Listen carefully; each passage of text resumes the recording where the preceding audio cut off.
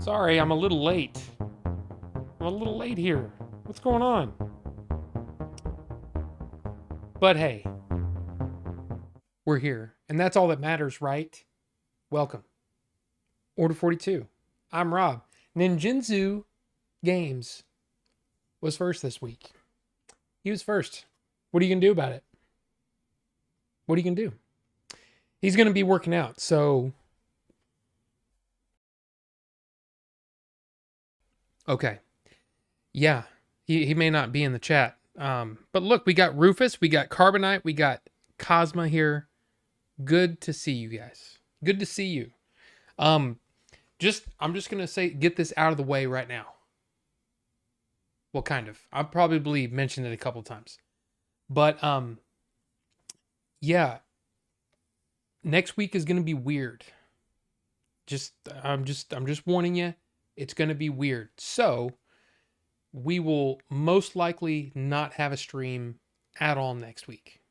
But we'll return regular day and time Tuesday the following week. So what is that? The 10th?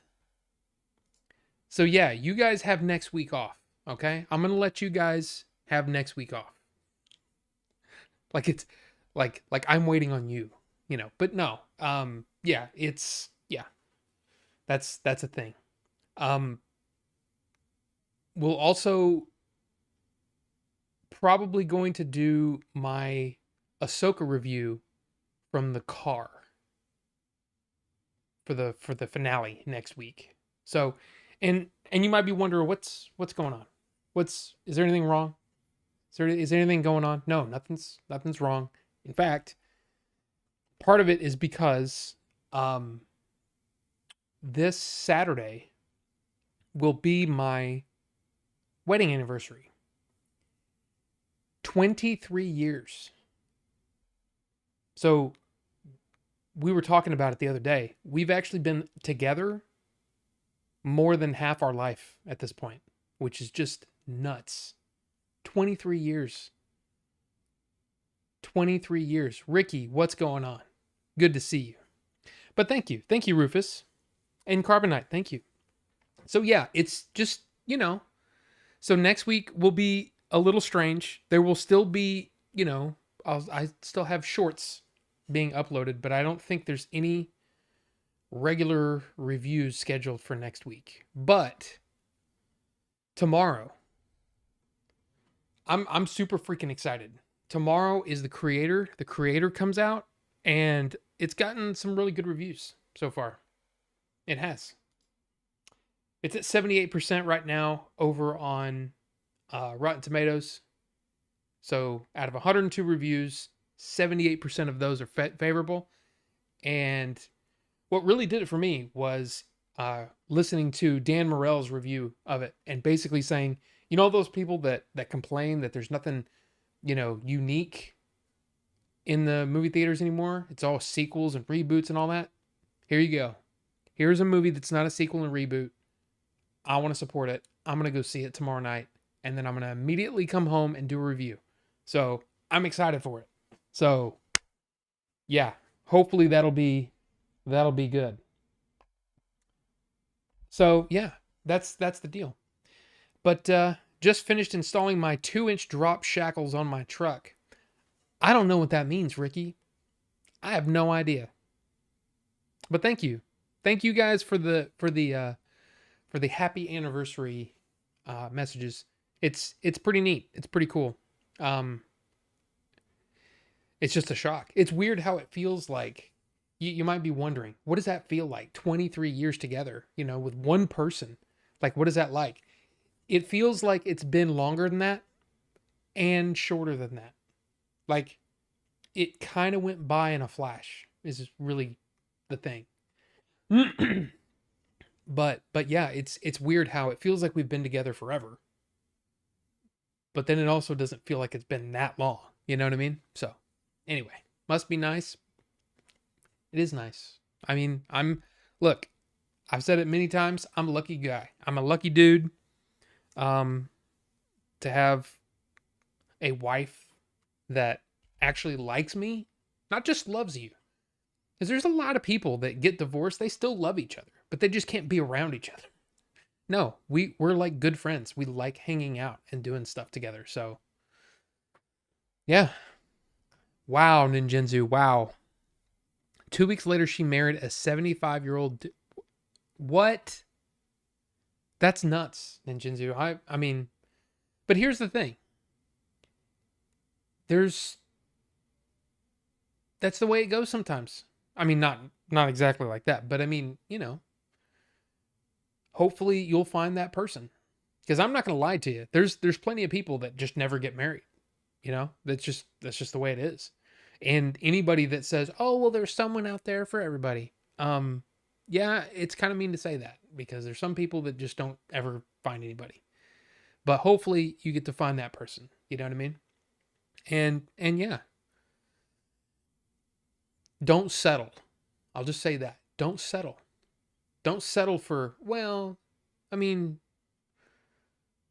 this is good, but this is really bad. Don't settle.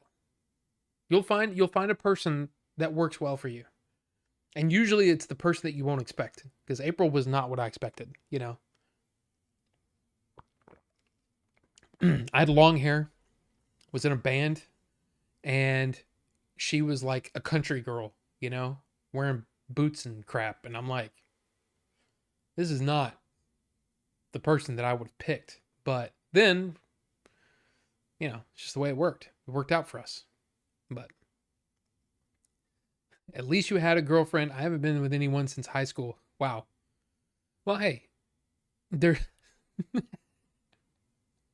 Well, I mean, Ninjinzu, if you want to put it that way, yes, that, sure. But it's a thing. And, yeah, grunge Rob meets country April. I mean, that's really kind of what it was. I mean, I wasn't like in a grunge band, but I mean, I was doing my music and it was, the whole idea was that I wanted to go a very industrial route, and then it never worked out, and I just started doing myself, doing the music myself, and then it became more soundtracky, score-y kind of stuff. I mean, you've heard some of it. So yeah, I mean, that's just the way it goes. And what was weird was I had just made the decision, like right around that time, where I was like, I'm done. I'm done with the dating. I'm done with all that. They're just distractions and all of them suck. So I'm done. I'm just completely done, you know? And I said, I'm going to focus on my music because, I really thought that there might be a future there. So I started working really hard on my music and all that kind of stuff. And then she came along. It was weird. Just happened. Wraith, good to see you. And TL Edits, welcome. Haven't found her yet, may never find her, but in the meantime, I will enjoy my life fully. That's true. Because here's the thing. There's so many people that just you get in a hurry, and you feel like, oh, there's something missing. Meanwhile, you're missing out on some of the things that you can do when you're single that you can't do when you're with somebody. So do those things, I mean, there's a lot of things that I feel like, I'm not saying that I regret anything, but there were things that I still wanted to do that I just never did because I had a girlfriend / fiance. Like, yeah. So just look at it that way. Don't, I don't know. I mean, look, here's the thing. Everybody's different, and there's some people that they almost need somebody, you know what I mean? That's just the way it is. I was one of those people that I was very independent and very willing to be a loner, you know what I mean? And then she came along and ruined everything in the best way possible. So there you go. As long as I wake up, it's a great day. It's a good, I mean, that's a good one. That's a good one. But look, we've got a lot of stuff to talk about. A lot of stuff. So if you guys, you guys have anything new? Anything? Wraith, I know you got a new TV. and got your sound bar today, right? I'm kind of interested on how that's all working out. But yeah, anybody else got any news you want to share? I'll share this. Of course, you guys know I've been messing around with the Retroid Pocket, but I was like, I want a case. I want a case. But I want something that's usable. So, I thought this was a pretty cool option. I got this on Etsy. And so it's a grip, right? So here, I'll show you. So it snaps in. And it's a grip. And it just makes it more comfortable to hold. And I thought this was genius. There's little cutouts. So you can put it on backwards and it protects the screen. Tell me that's not genius. That is genius. So there you go. I saw that one. It was like $14.99, right? That's exactly right, Ricky. I thought that was cool. I mean, it's 3D printed. I mean, I've had 3D printed stuff. It feels very similar. Yeah, you can hear the print. But I mean, I think that's a really cool thing. And that way I can just throw it in my bag and not really worry about it. So there you go. Congrats to you and your lovely wife. Thank you, Ninjinzu. I appreciate that. I got another PS5 and my soundbar. Been playing MK1 and Sonic Frontiers. Okay. I'll tell you what. I watched. You know how I don't know if you guys subscribe to beat 'em ups, but I do, and he does his 10 eShop games worth playing or whatever, right? One of the games on there looked like a game that I wanted to play. Or it looks similar to a game that I wanted to play. The game is Halls of Torment. It's on Steam, and it's only available on Steam right now, but they're talking about possibly porting it and all that kind of stuff. Anyway, this game is very much like it. It's like a roguelite type game where it's just hordes of enemies and you upgrade your weapons and all that kind of stuff. Yeah, I've been playing that game like insane. And it's only $5 on the Nintendo eShop, and it's awesome. It's I don't know if it started as a I think it might have started as a mobile game, but it's fun. It's really fun. So then I was like, if this is a mobile game, so I pulled up my iPad. Holy crap, there it is. And then I'm like, I wonder if it's on Game Pass. It's also on Game Pass. So I've got three different games running. I've got my Switch, which is, I mean, I've done a lot on the Switch already. And then freaking Xbox, and then freaking on my iPad. It's nuts. It's nuts. What did I say? Oh, Vampire Survivors. Yes. Did I actually say the name? It's Vampire Survivors. Yeah. Watchmen. I'm watching The Watchmen in 4K with sweet soundbar resonating. Awesome. I'm guessing it's working out for you. Again, I think if you live in an apartment, there's no point in getting 5.1 yet. You might as well get, save your money, get an inexpensive soundbar.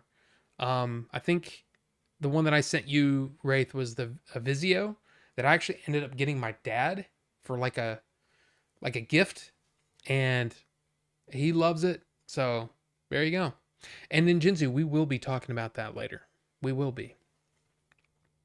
So yeah, Vampire Survivors is the game that I've been playing. Halls of Torment is the game that I've been wanting to play. I've been watching people play it, every now and then, like Hollywood Bob, who usually plays PUBG. Every now and then he'll pop it in, and I just got addicted to watching it. And then I'm like, dude, this is exactly the kind of game that I like playing. Just, you're basically doing runs, seeing how far you can get and how fast you can level up and all that kind of stuff. It's stupid. But it's one of those games where if you're not careful, it's going to be 4 o'clock in the morning and you're, oh God, I gotta go to bed, it's that kind of thing. Fun fact. Oh, is that fun fact or fan fact? I was once part of banning a member on a Discord server. He was apparently faking being a woman and then hypnotized kids and stuff. Well, we only got him kicked, banned from the Discord server.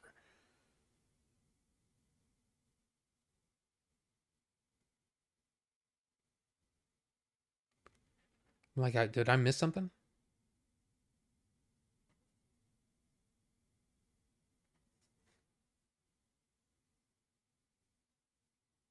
Okay. I'm not. I felt like there was more to the story, but anyway.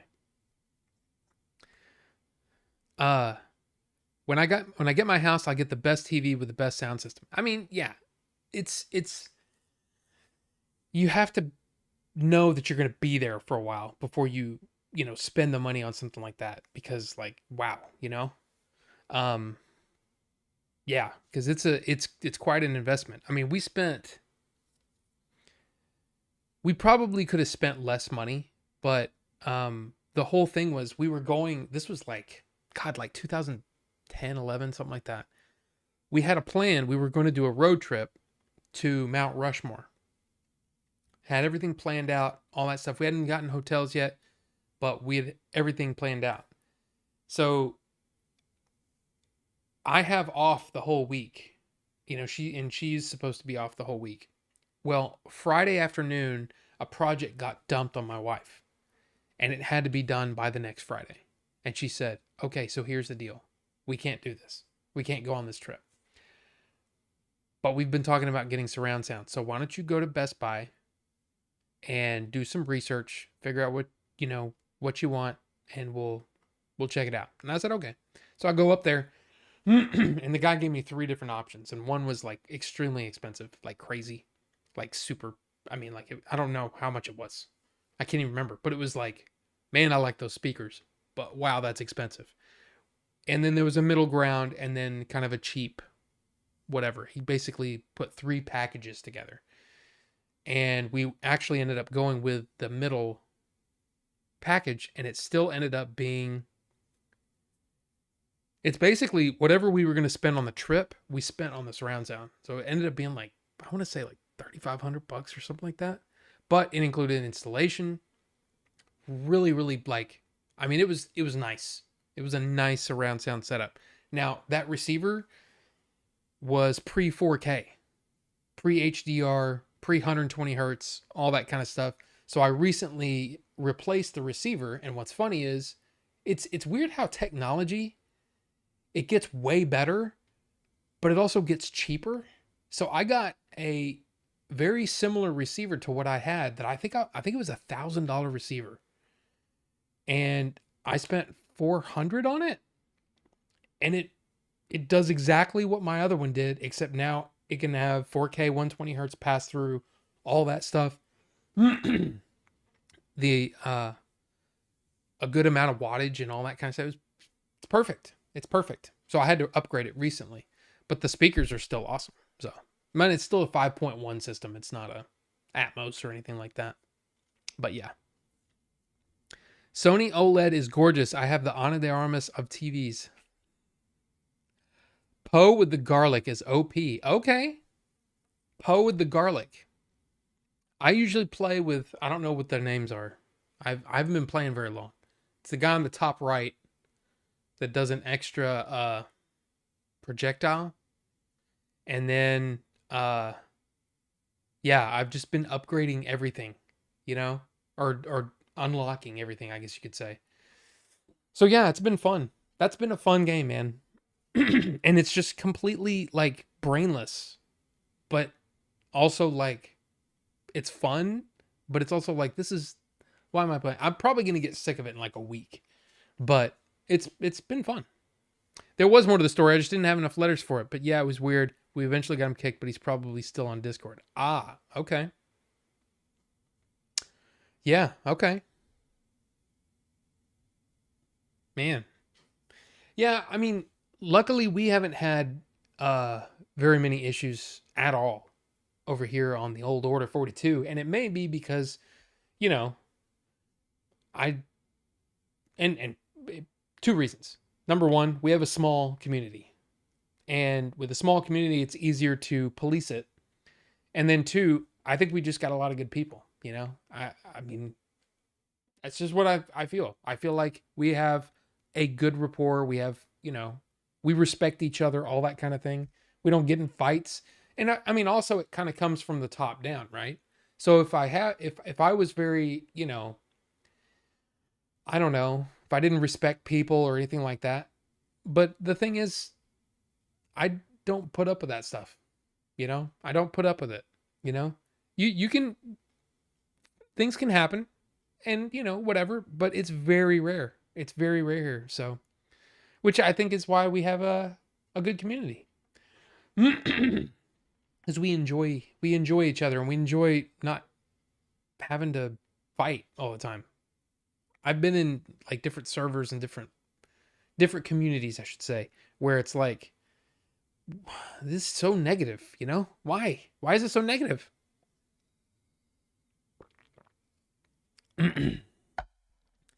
Bucho, welcome. Things don't get too out of hand here because anytime they teeter toward chaos, Patricia shows up to restore the balance. That is true. Patricia is, I don't know. Patricia may be our unofficial policeman, or police woman, I should say. There you go. Police person? I don't know what the politically correct term for police person, police officer, whatever. Doesn't matter. But you get what I'm saying. Yes. Yes. Now, I just finished reading The Wastelands, Stephen King. It's very good. It's the first time reading through The Dark Tower, so book 3 is done. Really enjoyed it. It's very strange. There's an AI in it, which is kind of weird to be reading about AI with all the AI talk going on now. And this book was written, what, almost 30 years ago? Maybe 30. I don't know when it was written. So yeah, that was really kind of fun to read and interesting. But still, like that's kind of creepy, right? But now I'm reading for I think only the second time. This is only the second time reading Return of the King. But then there was some news that came out. And I just want to share it with you because it's, wow. History of Middle Earth boxed sets. So, 2024 marks the centenary,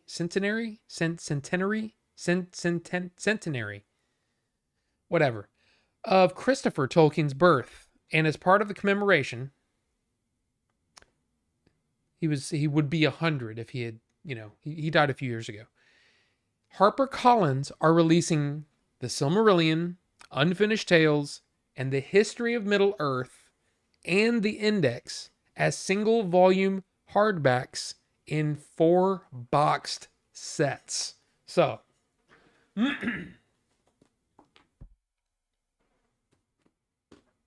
Silmarillion, Unfinished Tales, and then The History of Middle Earth that goes to here. So that's 14 books plus an index that they're going to release 4 box sets of. I literally pulled this up and went, son of a bitch, because, man, the books, and it gets worse. The books have reversible jackets with artwork by John Howe on one side and the original jacket design on the other side. You can pick which jacket you want on your shelves, or just buy 2 sets if you want to display both. So, what HarperCollins was doing, HarperCollins is Tolkien's publisher, right? And has been since they took over from, was it Unwin Hyman, I believe, was the original publisher of Tolkien in the UK. Anyway, they were doing print on demand for all of the History of Middle Earth, the 12 History of Middle Earth books, okay? So now they're not doing print on demand. And so this is going to be the only way, at least for the foreseeable future, that you can buy a new copy of the History of Middle Earth. Now look at these things. £100 for the first set. 100 pounds, which is about 120, 125 bucks. There you go.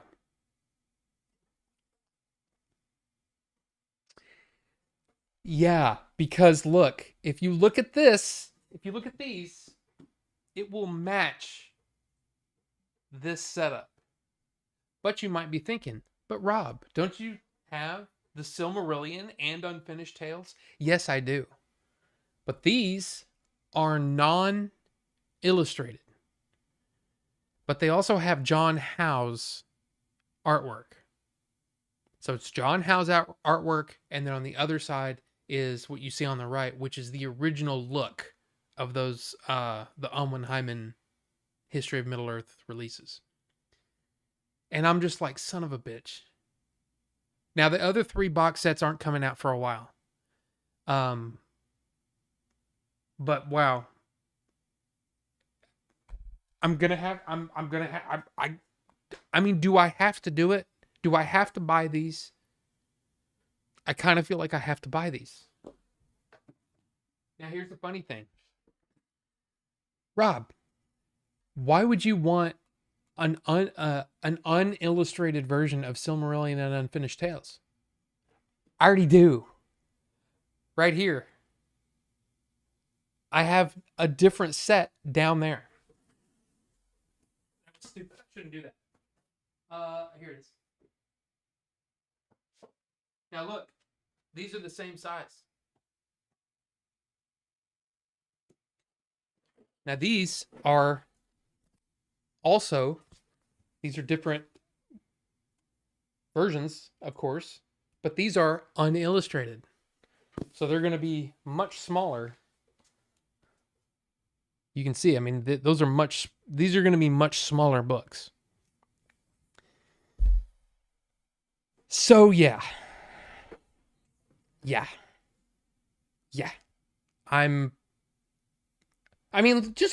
Come on. I got to get those, right? But what the hell am I going to do with them? I'm out of room in here. I'm out of room. Getting one book here and one book there, that's one thing. Getting another set of 15 books, holy crap. And no, I'm not going to have a cookout. What do you think I am? Valcro, what's going on? I didn't see you there. Sorry. Welcome. We're talking about these new Tolkien books, man. I'm just like, You just finished Return of the King last night, the movie, Ninjinzu. Yes. Good stuff. I mean, they're all, the movies, the Lord of the Rings movies are good.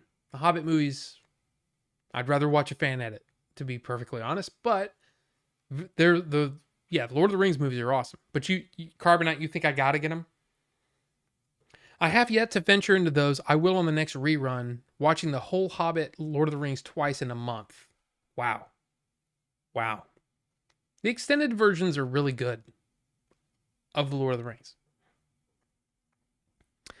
I'll let you have some shelf space at my house. You know, here's the thing. I'm actually thinking that I might sell I'll keep the Silmarillion and Unfinished Tales because you can buy those brand new now. But the rest of these older books, they're worth about it's hard to tell. I'll tell you this. I only spent around roughly $300 for the set. And it took me, I don't know how long it took me, like 9 months, 10 months. I piecemealed them because they're about 20 to 30 bucks a piece, right? The cheapest one was 20 and the most I spent was 30. So roughly, but a lot of them more toward the $30 mark. So you're looking at roughly between like about 300 bucks. Okay. But here's the thing. When you look on eBay, let me see if I can pull one up. Not eBat, Rob. History of Middle Earth set. Yeah. $1,100 for this one. And I've looked at a lot of these. See, look, they're not even the same. They're not even the same ones. And they're about the same shape mine is. And I don't like, mine are consistent. Mine are all Houghton Mifflin, the US releases.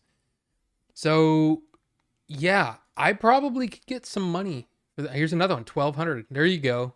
Okay, now this one's worth it right here. Look at that.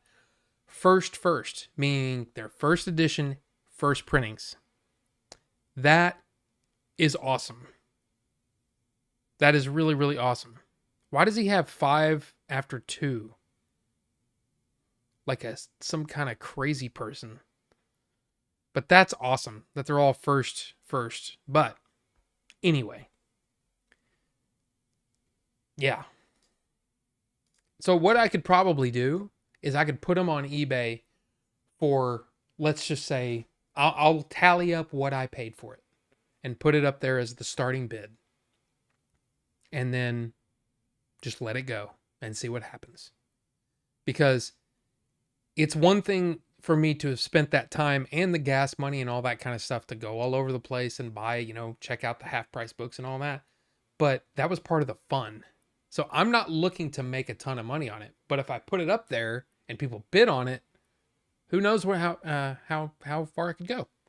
So anyway, I might do that just because, again, I'm not a museum. I don't need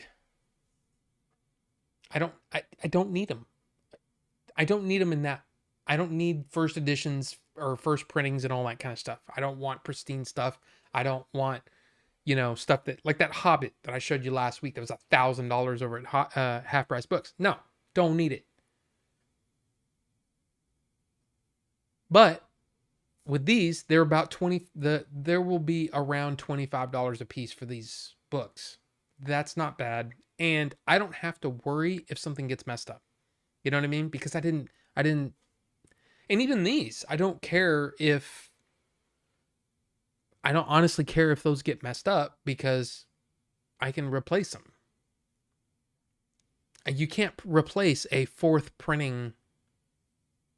impression Hobbit from 1943 or whatever it was. So yeah. Anyway. So yeah, I might sell them. I mean, it'd be expensive to ship them, I'll tell you that. But should I watch the Lord of the Rings movies? I watched The Hobbit a while ago and quite enjoyed them. Well, TL edits. If you like the Hobbit movies, to me, the Lord of the Rings movies are so much better. And part of that is that more was practical. So they look less dated. They almost look ageless because of the way that they filmed it. Those movies really, really hold up. I still have a hard time believing that those movies are 22 years old. It's crazy. Please don't talk about shipping. Oh yeah. And yes, Wraith was there with that Hobbit. I mean, that Hobbit was, it's impressive, but I'm not a museum and I don't want to be the steward of history. Okay. If I buy something and somewhere down the road it becomes valuable, that's different. That's completely different. Buying something that's already valuable, it makes me nervous. I don't want that. I don't want to be the steward of history. I just want to enjoy my stuff. Like if I buy a toy, I'm going to open it up and play with it. If I'm going to buy a Lego set, I'm going to open up and play with it. I just don't care that much. They're meant to be played with. But anyway, what I'm trying to say is, yes, you should watch Lord of the Rings. Yes. That's an epic amount of epicness.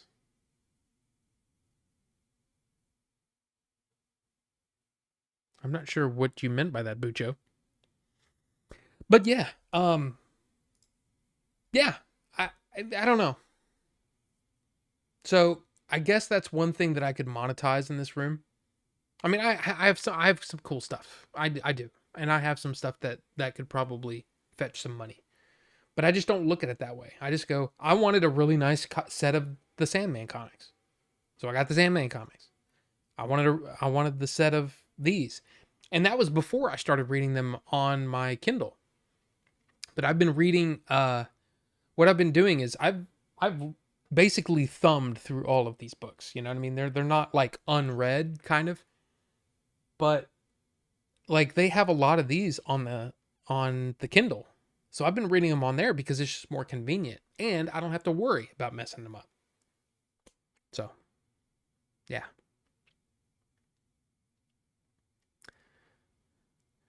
Oh man, I didn't realize I left my Taco Bell burritos in the bag on the table last night. Wonder if they're okay. I mean, you could probably nuke them and they'd probably be fine. Ooh, man, I don't know about that. I guess it's just because I've had food poisoning at Taco Bell and they were fresh. So, man, I don't know about that. Don't know about that one. The last movie for The Hobbit was dragged on for long without Bilbo. Yeah, those movies are just really uneven. And I mean, I thought the first one was like, okay, this is not bad. But then you can tell the second and third one were stretched out because that was the plan. Originally, it was going to be 2 movies. So the first movie works out pretty well, but the second one is just, it's just too long. Lurking hard. Sorry, this Starfield. Rufus, that is absolutely okay. Absolutely okay. And I've heard that game just really sucks you in. I have not allowed myself to get sucked into that because I know what would happen. I would get anything else done. So yeah. Never had a problem with Taco Bell. BK, on the other hand, you know, I've never had a bad Burger King as far as food goes. Now I've had bad experiences at Burger King because, man, I don't know what it is about Texas Burger King, just sucks. I don't know if it's the management, but it's just like every time I've gone to a Burger King in Texas, it's like nobody cares.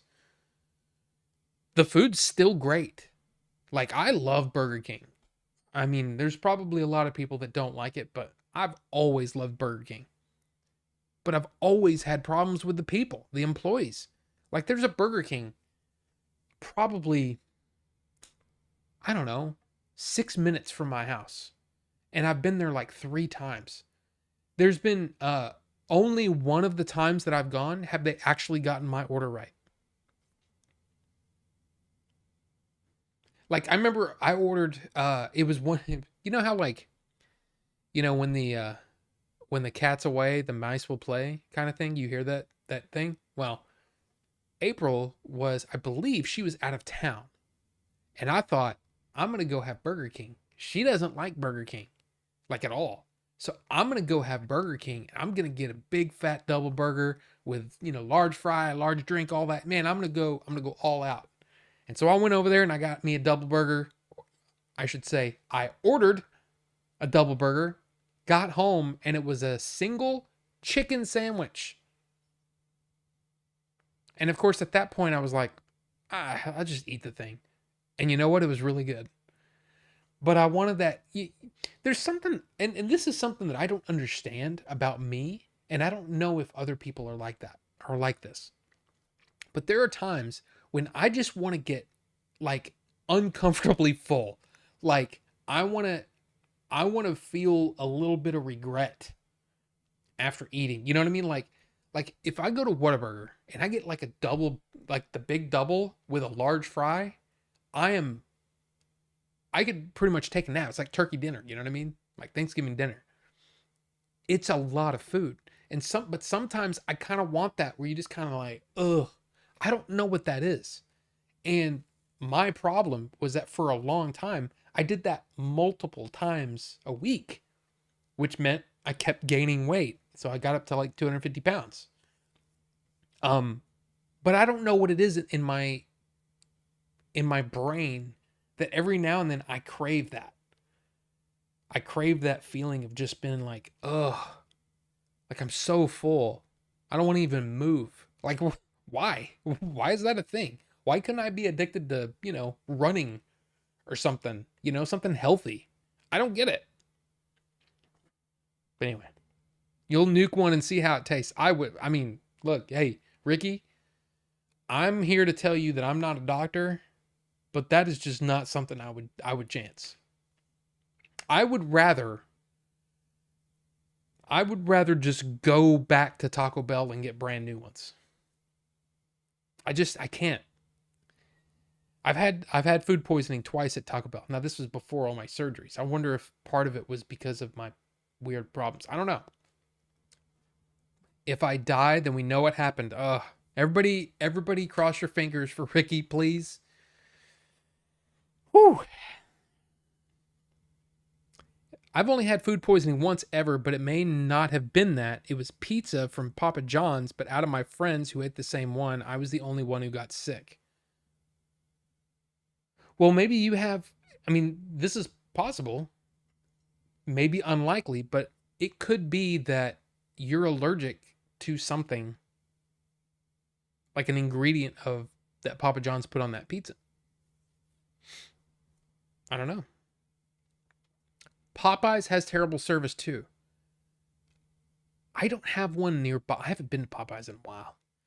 They had one, they used to do it like almost like Taco Tuesday, where they give you, I think it was 2 legs for $2. I think. So I'd get 2 legs and a thing of their mashed potatoes, which I love, and their Cajun gravy or whatever. And that's what I would have for lunch. But that was when I worked in Frisco, which is kind of like on the other side of the Metroplex to me. But yeah, I never had a problem at Popeyes. I can't think of having a problem at Popeyes, but like I said, Burger King, absolute worst customer service I've ever had. I mean, I can't think of a worse one. And I've had, what's also weird is that there are certain Taco Bell restaurants around the area that are way better than the others. Like they consistently they fill those tacos up and they fill those burritos up. And then there's some that just cheap out on everything. But then there's certain ones that are just like, dude, this is like the best Taco Bell I've ever had.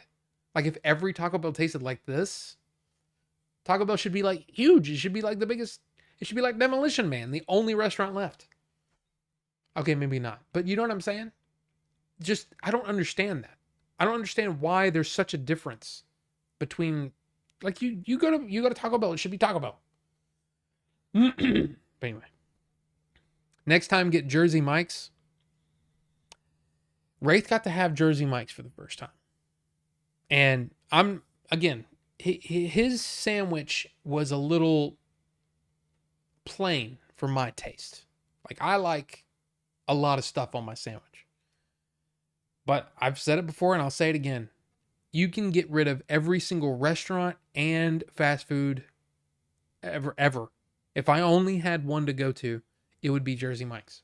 It is my favorite fast food on the planet.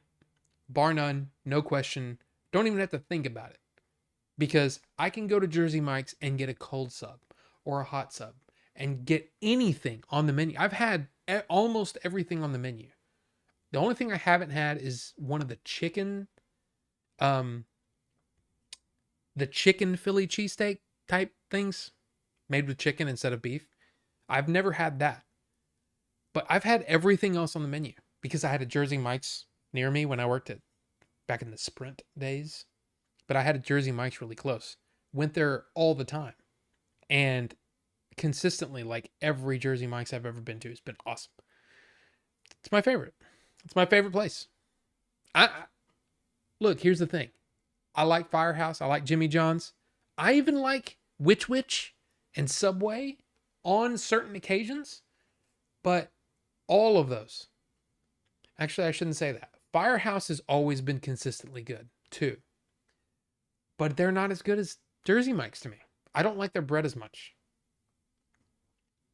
That's really what it comes down to. Jersey Mike's bread is top tier for me. So, Like how I did when we went to Twisted Root and I got 2 burgers and mozzarella sticks. I'm surprised you weren't hurting after that. But I don't, like I said, I still don't know what happened. I don't know if it's because of those chairs or the benches we were sitting on and I was like folded up or something. I don't know. Like, I don't know what was going on, but I just did not feel right. So strange. You can relate to that, Falcro, the whole eating until you're just like, I just want to sit. It's a battle I fight every day when it comes to craving fast foods. See, it's weird, man. Like, to me, it's he carbonates crossing his fingers. It's weird. I don't usually crave a whole lot of different things. Like a lot of times, like we have a pretty good selection of stuff around us, you know? But a lot of times it's like, I don't know, what do you feel like? I don't know.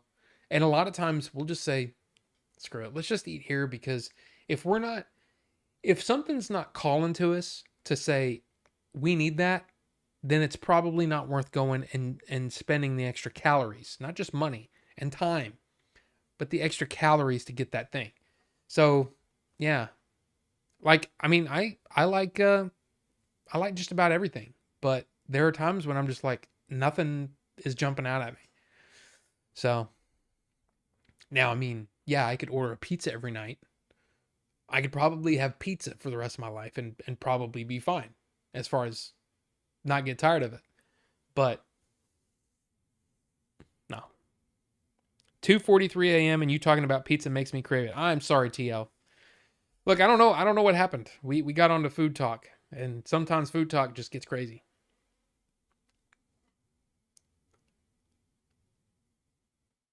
Threw the pizza up that evening, and about an hour after that, I got more pizza from Pizza Hut and felt just fine.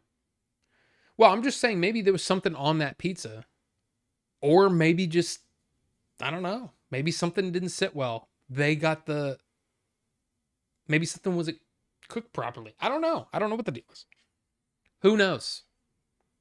Customer service at Popeyes here is great, but I just don't like Popeyes chicken. Oh man. Oh, dude, I love Popeyes. I do. I love their biscuits. I love that mashed potatoes with the Cajun gravy, brown gravy. Man. Ooh.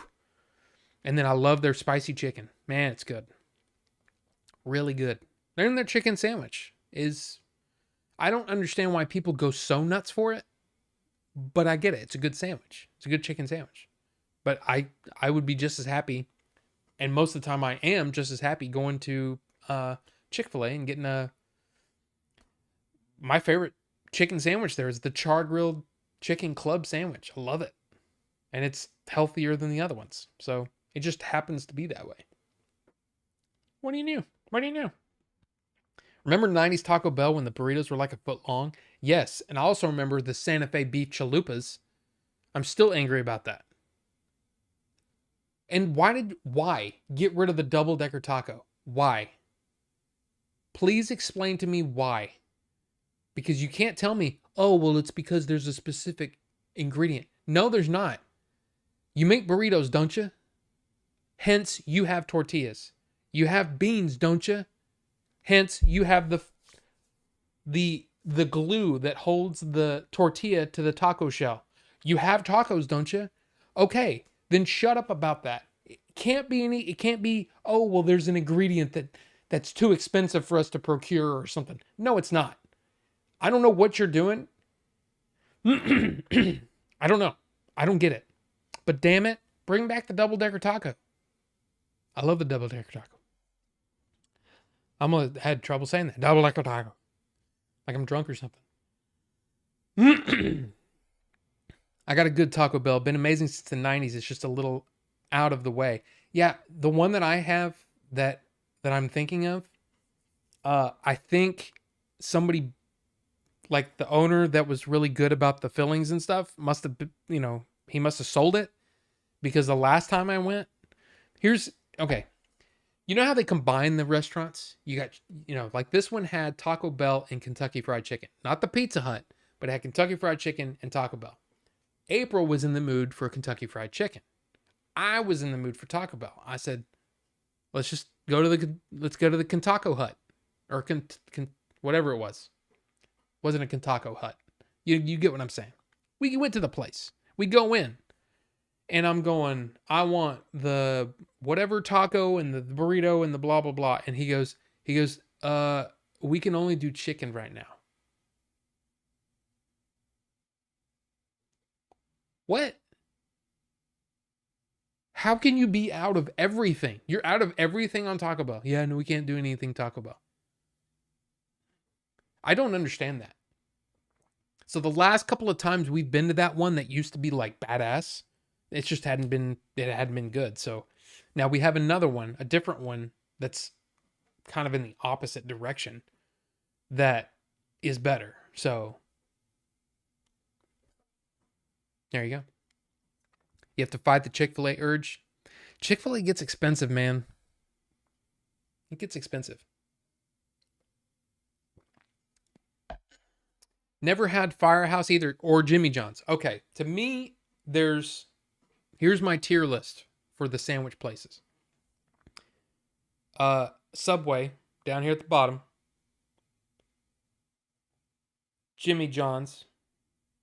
I'll say Jimmy John's and Which are about the same.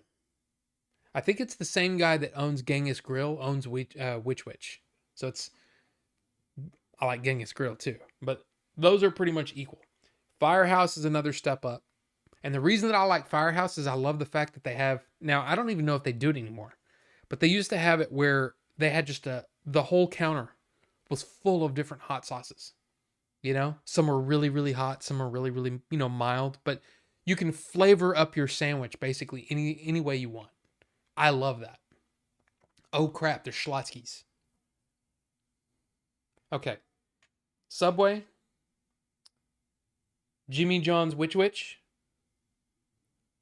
Schlotzsky's. Firehouse. Jersey Mike's. That's how I look at it. That's my tier list. I prefer Firehouse over Jimmy John's. Yes, of course. I like Jimmy John's, but it tastes like an inexpensive, cheaply made sandwich, cookie cutter. Now I do like the fact that they deliver and all that kind of stuff. That's awesome. The problem is around here, they charge a lot, and it doesn't make sense. Yeah, your subs are moderately priced, but the delivery fee is ridiculous. So we just don't go there. There's not one really convenient for us. So you miss Freebirds? I haven't been to Freebirds, and we got our Freebirds. Yeah. And we stopped eating there because the only thing my wife liked there were the nachos, making nachos. And that's not exactly on the healthy train, if you know what I mean. So, and I think she had one bad experience there and was just kind of like, okay, she just kind of wrote it off. Dad's weakness is ice cream. I like ice cream, but I'm also like, I can just delete things from my menu likes. You know what I mean? Like, I'll go a year without having ice cream, and then suddenly I'm like, I want some ice cream. It just sounds good, and then I won't have it for another year. I just take it or leave it kind of thing. I'm that way with most desserts though. Like most desserts, I'll get a hankering for zingers. You had the chocolate zingers before? They're basically like chocolate Twinkies, but with icing on top. They're just like a cupcake, but in a cylindrical, somewhat phallic form. Anyway, not Gary, you come in the weirdest times. You know that? You do. You're probably like, why is everything just, every time I come in here, it's weird. Hey, but good to see you, not Gary. But yeah, the chocolate zingers, right? Every now and then, I just want one. I want a pack of them, little package. They sell them over at Quick Trip. I point like, there's a lot of Quick Trips around here.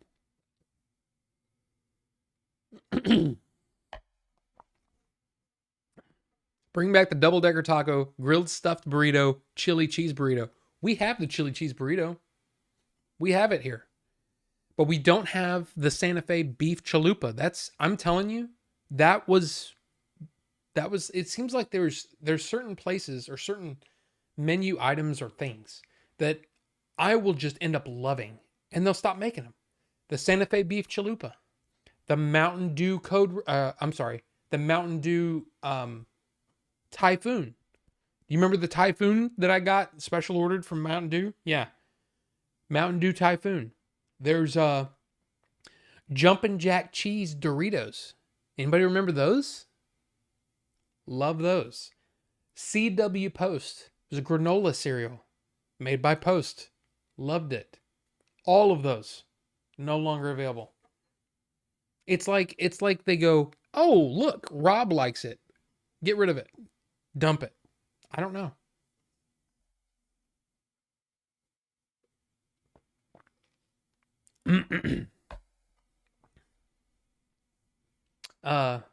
Yeah. Chick-fil-A price jumps quick. I couldn't believe it because we hadn't eaten out. You know, we hadn't like got fast food at all during the pandemic, right? And then I was on my way over to Billy's and I stopped at a Chick-fil-A. I was like, I'm hungry. I got to eat something. And I was early anyway. So I stopped in at Chick-fil-A, got my usual, what I used to get, and was like, oh, that's $12.49 or whatever. And I'm like, $12 for a sandwich, some fries, and a drink? Are you kidding me? $12. It's weird. Jersey Mike's versus Firehouse is like Trump Tower versus Walmart. Oh, yeah. Yeah. I love Firehouse. I will never say, in fact, most of those on that list, I wouldn't say no to any of them except for Subway. Subway, man, the last time I had Subway, it was incredibly mediocre. Like it was aggressively mediocre to the point where I'm like, yeah, I don't think I ever need to come here again. Ever. I don't ever need to go to Subway again because every Subway is pretty much the same as far as the quality of their product. And I just don't think, I think they have a subpar product. When you compare it to Which, you compare it to any of those on that list, Jimmy John's, Firehouse, they're all better. And Jersey Mike's is leagues better. So, anyway. I am behind. Randomly, I will want an ice cream that won't eat it for a long ass time. I got a box of those those Snickers ice cream bars. I went through that box in a week myself. April doesn't like them. But yeah, so if you do the math, there's 12 in that box. Some days I was eating like 2 a day. I love them. But now I'm good. I'm good for like another whatever. Been there before, first day, grand opening at Burrito Jones. Asked for a beef burrito. Guy told me they didn't have beef. You were the first in line.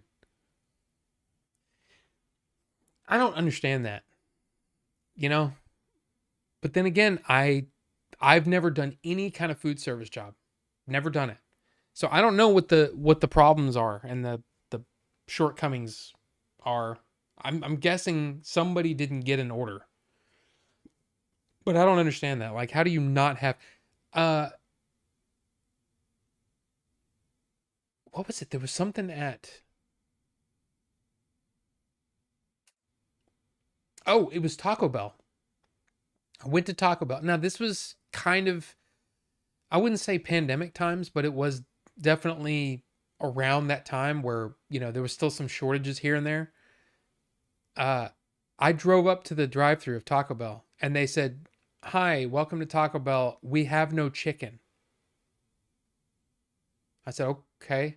I didn't want chicken. She goes, "Okay, you can go ahead and place your order then." Okay, that was weird. I didn't, but I mean I can understand something like that happening. But on the first day of grand opening, you don't have beef? Did you tell them, "Hey, I'm leaving. Okay? Bye. See you later, you non-beef having..." Unless Burrito Jones is some sort of vegan thing. Yeah. Screw you for not having beef, you know?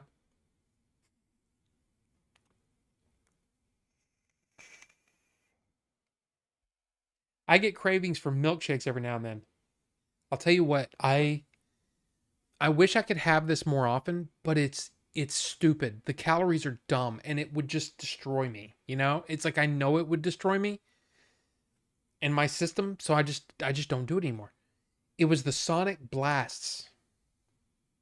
Like a small is like 800 calories. And I used to get like a large. I can't believe I used to eat those. But yeah, a small Sonic Blast is like 800 calories. But man, I love those. I loved them so much. I do like milkshakes. A milkshake is kind of like it's kind of an interesting thing. I'd rather have a root beer float or a milkshake any day myself. But I get it, man. Like every now and then, I want a strawberry shake. I love a good strawberry shake. I'm sorry. There's probably people that are like TL is probably like, damn it, you guys, would you stop it? Oh, I'm way behind on the chat for sure. Let's see. I missed a grilled stuffed burrito combo from the $3.99. I actually miss Taco Bueno. There's not a Taco Bueno around me anymore. And I say anymore. It's just that I live in a place where there's not a Taco Bueno nearby. It's not like one closed or something. But I miss Bueno. I used to get their mucho nachos. And it was like it comes in those styrofoam clamshell looking things, you know what I'm talking about? It was full. And like it was heavy, you know what I mean? Man, I just love going to town on that. Don't have one anymore. I don't even know if they have the mucho nachos anymore. But Taco Bueno was good too. Don't have chili cheese burritos in my area. I also miss the beef Baja. Yeah, the Baja was good too. But of the two, I like the Santa Fe because I like the corn and black bean mixture that they put on there. And then that sauce was just set it off. Set it off. It's awesome. I'm so white. I remember the amazing GMC Typhoon. Such a great rare vehicle. Okay, I'm just kidding. I get one meal and an extra sandwich at Chick-fil-A and it's like 15 or 16 every time. Yeah, I didn't used to eat fries. I would rather get 2 burgers than a burger and fries. But now fries is kind of, and Subway did used to be better.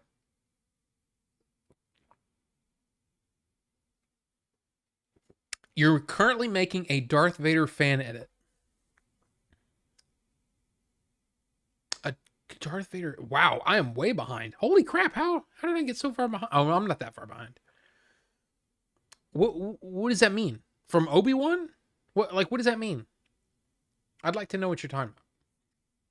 I miss which ours closed down. Charlie's. Never had Charlie's. Don't even know what a Charlie's is. What do you think is fundamentally better, pizza or burger? For me, it's burger. That's tough. Because one of my favorite burgers used to be the Western Whopper. I'd pick a Western Whopper over pizza any day. But now, man, that's tough. That's tough. You could say that a burger has more possibilities, but I don't think that's true. I think you could go nuts with pizza. Like I like the pizzas with barbecue sauce and the chicken and I love those. Um I love the white sauce type pizzas with, spinach, and I love those. I mean, I think pizza has a lot of variety too. That's tough. That's a tough question. Don't make me choose. There's a place here called Gorilla Burger. Gorilla Burger. They have a Super Mario Burger, and it's a burger with meat patty and chili cheese fries in it too. Yeah, we had a place called Goff's. And in fact, Goff's is still around in Dallas. And it was a chili cheeseburger, but they also cut open a hot link and put it on the burger too. That was an awesome. It was just a crazy experience. You couldn't eat it with your hands. You had to eat it with, otherwise you'd be like covered in chili and mess. But it was that was awesome. But I've never been a big chili on my burger kind of guy. Now you put an egg on a burger, dude. I love eggs on burgers. Great. I had Subway today. It was also aggressively mediocre. It was also $8 for a 6-inch Subway club. What the F is that all about? I know it. Like I said, I haven't been there in probably at least, well, it was before I got sick. So we're talking 2013 at the earliest. That's 10 years. That's 10 years minimum. So there you go. I don't know what sandwich places you have around you, but there's also, oh my gosh, where I used to work. I used to work in the Las Colinas area where, and you know, where Valley, I mean, not everybody knows DFW. So there's Irving, right? And then there's Las Colinas, which is sort of like the business part. And then north of that is Valley Ranch. Okay. Valley Ranch is where like the Cowboys do their spring training and all that stuff, right? It's always famous because, you know, Dallas Cowboys are kind of big in Dallas. Would you? Wow, who knew? Anyway, in that area, there's a place that was called Subs and Stuff, like Subs and Stuff, Subs and Stuff, and it was just a mom and pop place. It was amazing, amazing. It was so good. It was so good, but it's also one of those where weirdly you have to, like, when it's your turn in line, you have to know exactly what you want quickly, because that place gets packed. Like at lunchtime, forget about it. You're going to be waiting in line for 20 minutes at least minimum. And it was just an amazing place when we would go over there. But anyway, I don't know why I brought that up, but it was, man, good freaking sandwich. Grilled burger is great, but it's not cheap. It's local here, though. How did I get so far behind? I always get so far behind. It's because I talk too much. Love a strawberry milkshake. Yeah. Food talk is good talk. All right. Taco Bueno, yeah. Oh, Jamocha shake from Arby's. I haven't had a Jamocha shake in a long time. And it's mostly because there for a long time, I thought I was, and this was Crohn's, right? But I thought I was lactose intolerant because I would get like severe stomach pains when I'd have anything like a milk product. So I vowed off shakes and ice cream and all that stuff, which is probably why it's easy for me to just say, okay, I'm not eating that now. But yeah, I used to love the Jamocha shakes, man. Drinks in styrofoam are so delicious. Some states got rid of them and used plastic. I actually wish more places would get rid of it. I get what you're saying. It is good, but we have, let's see, Chicken Express does styrofoam, Chick-fil-A does styrofoam, Whataburger does styrofoam. And the problem is it takes up so much room in your trash. I'd rather be able to rinse it out and recycle it. But it's Texas, you know? I don't know. Holy crap. Cosma. That sounds badass. Right now I'm having strawberry crumble satisfaction. It's brown sugar ice cream with strawberry swirls and cinnamon graham swirls. Holy crap. That sounds so good. They just came out with 3 new flavors of the Little Debbie ice creams. Because the first set of the Little Debbies were pretty good. My favorite was the strawberry shortcake one. It just reminded me of the strawberry. The strawberry shortcake was really good. But they have an apple pie one. They have a chocolate cream cookie sandwich. Chocolate chip cookie cream sandwich, you know? But ice cream. And then I don't remember the other one. I think it was like a brownie or something. Fudge. I don't know what it was. But they just came out. So apparently they're at Walmart. So there you go. I'm making a Darth Vader edit too, but I'm doing all I'm doing for mine is digitally replacing his lightsaber with a phone. Oh, I know the reference. I know the reference, Bucho, and apparently Carbonite does too. I'm thinking of doing a 10-hour edit of Mitch McConnell being frozen for 10 hours.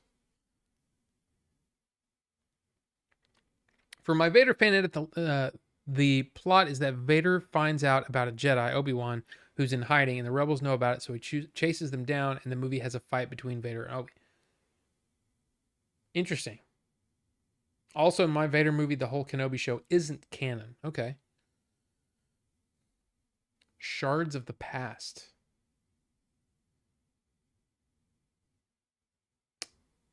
Patterson cut or The Mandalorian: The Return?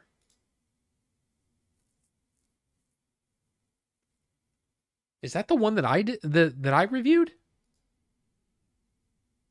The Mandalorian: The Return?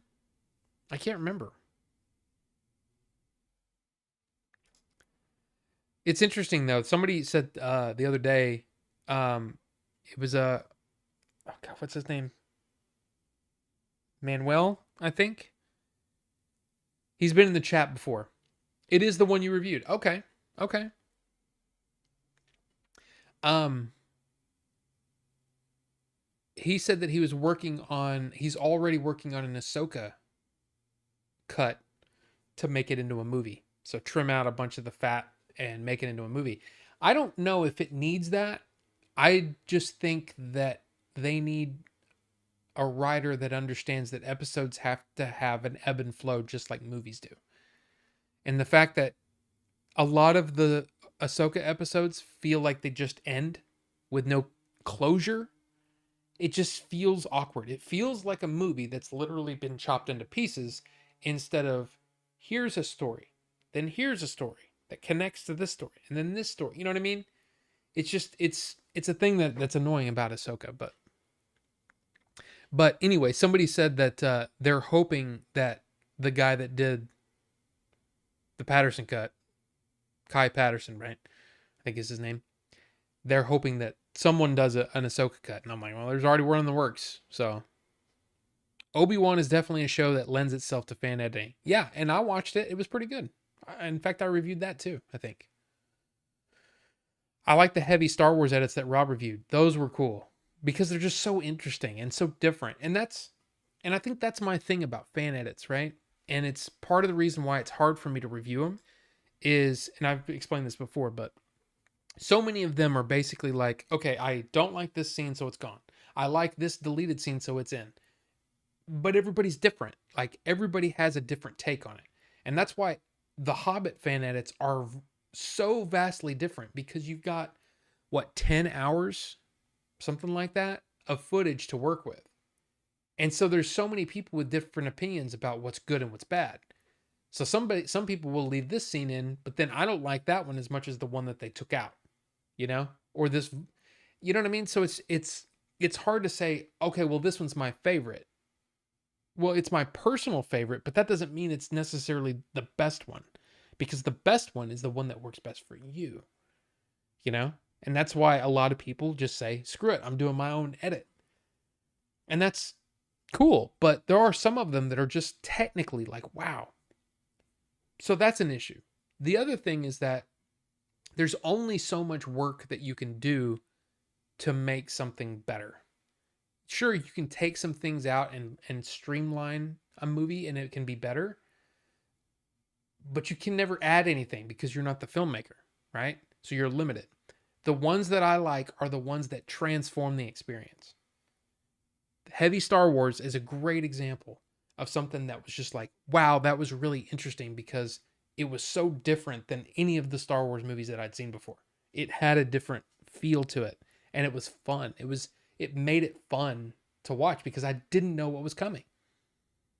Like a lot of times when I'm watching a fan edit of a show I've watched or a movie I've watched, I'm sitting there going, oh, okay, I wonder if they're going to take this out. Oh, yep, it's gone. You know, or oh, I wonder if they're going to put this deleted scene in. Oh, there it is.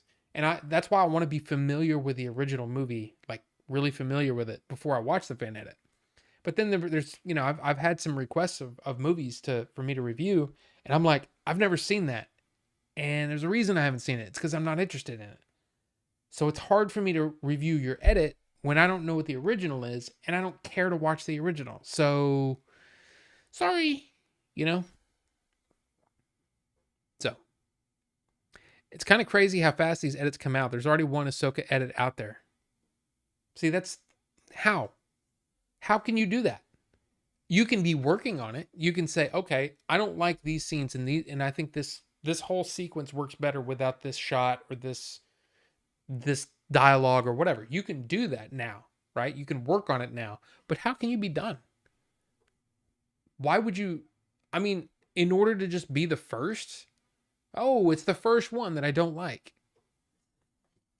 I don't get it. I've already started my Acolyte edit. That isn't even out yet.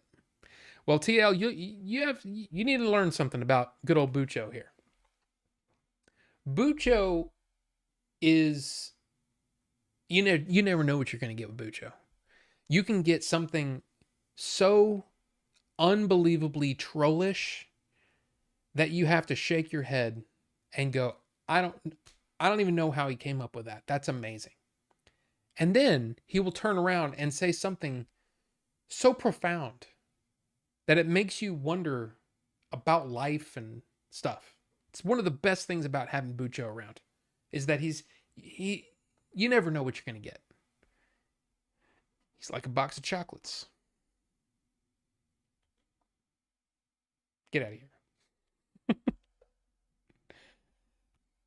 But he really makes me laugh. He really makes me laugh. And I'm proud to say that he's my friend. A good guy, that Bucho. Now, I want to, it's kind of funny because I put this in the title, and I wonder if it's scaring people off because they're like, I don't want to hear about the freaking strike and all that kind of stuff. All I was going to do to talk about the strike was basically say, hey, you want to know more about the strike? Go watch this video. The WGA strike is over. What did they get? Dan Morel is one of the best movie YouTube guys out there right now. It's just my opinion, but it's my opinion. I think he's good at doing reviews. He's good at breaking down the business about the movie business. And he's got so much more patience than me to kind of sift through all of this stuff and understand stats when it comes to box office and viewer numbers and all that stuff. That doesn't interest me whatsoever, but he does an amazing job at breaking that stuff down. So my recommendation, if you're interested in the WGA strike and you want to know, hey, what did they want? What did the writers want? What did the producers want? And what did they end up getting? Here's an example. Let me see if I can, yeah. So like right there, he breaks it all down for you. And then you look at that and you go, okay, what does that mean? And then he'll break it down and he'll tell you what it means. And he goes, this was a big win for the writers, or this was kind of insane that this is very, very close to what the producers originally came up with. So there are compromises on all of these different issues. I think the major thing to take away is that they had a lot of wins.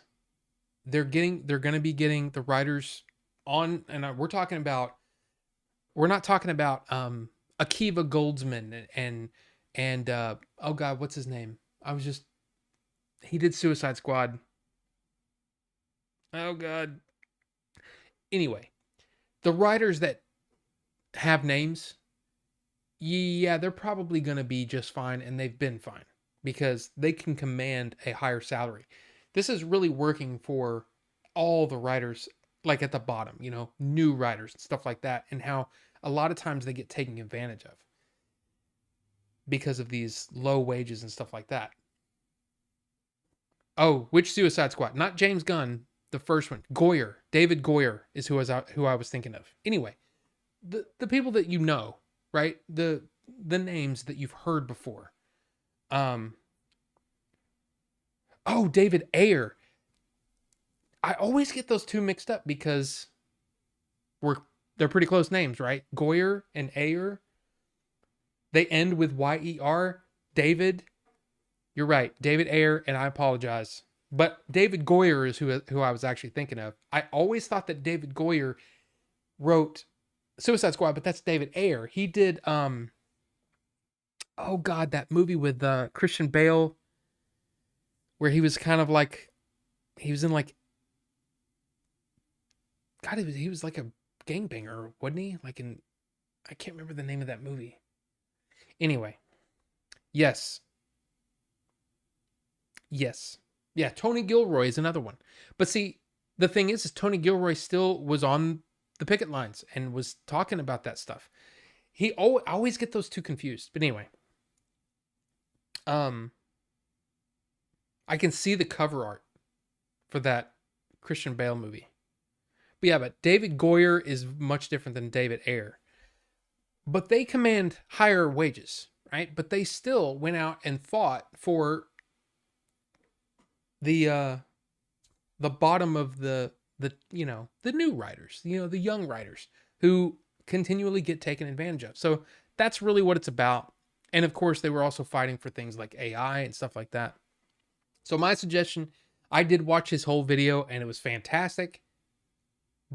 But after watching it, I went, I don't know enough to talk about this with any sort of intelligence. So I'm going to point you in that direction. Again, that is Dan Morel. Okay.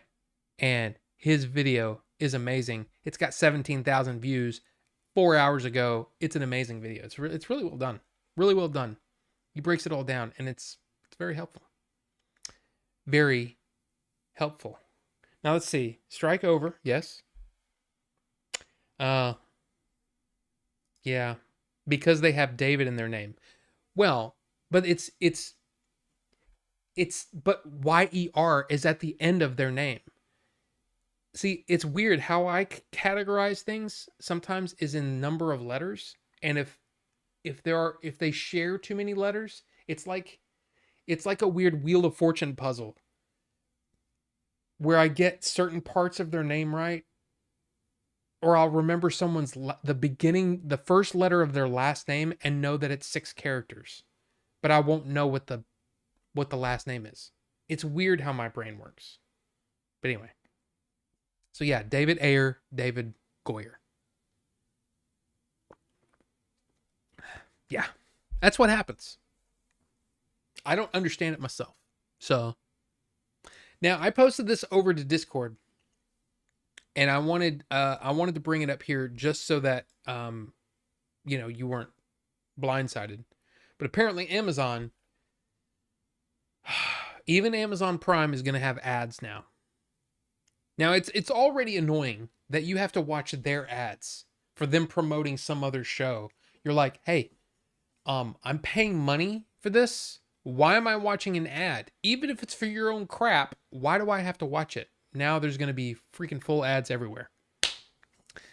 And I think what's going on is that all of these different streamers are starting to realize that they can make more money with a lower membership tier because of the ads. So Amazon will have this. Now this is for existing Prime subscribers, you won't be paying any more. Oops, you left caps on. It's fine. I will completely agree with that right there. And I apologize once again. I've said this before. If you get an ad on the stream, I apologize. But now we don't have any I don't have any way to just shut those off and leave them off. So, sorry. If you do get an ad, I'm sorry. Anyway, it says for existing Prime subscribers, nothing more. Amazon says it won't raise the price of a Prime membership. It's currently $139 for an annual payment or $14.99 in monthly installments in 2024.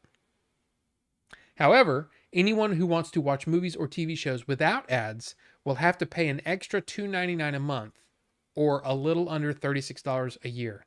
Live sports will have ads regardless of which tier users join. And that's because they're basically rebroadcasting another network. So there you go. Ads are coming to Amazon whether we like it or not. And we're not getting an option otherwise. Or I should say, it's not like a lot of what they've done is they said, hey, you're already paying for this medium tier. Those aren't going to have ads. But now we're going to do a cheap tier, and that's going to have ads. So anyway, but the thing is, they make a lot of money on the ads. So it kind of, in a way, it makes sense, you know?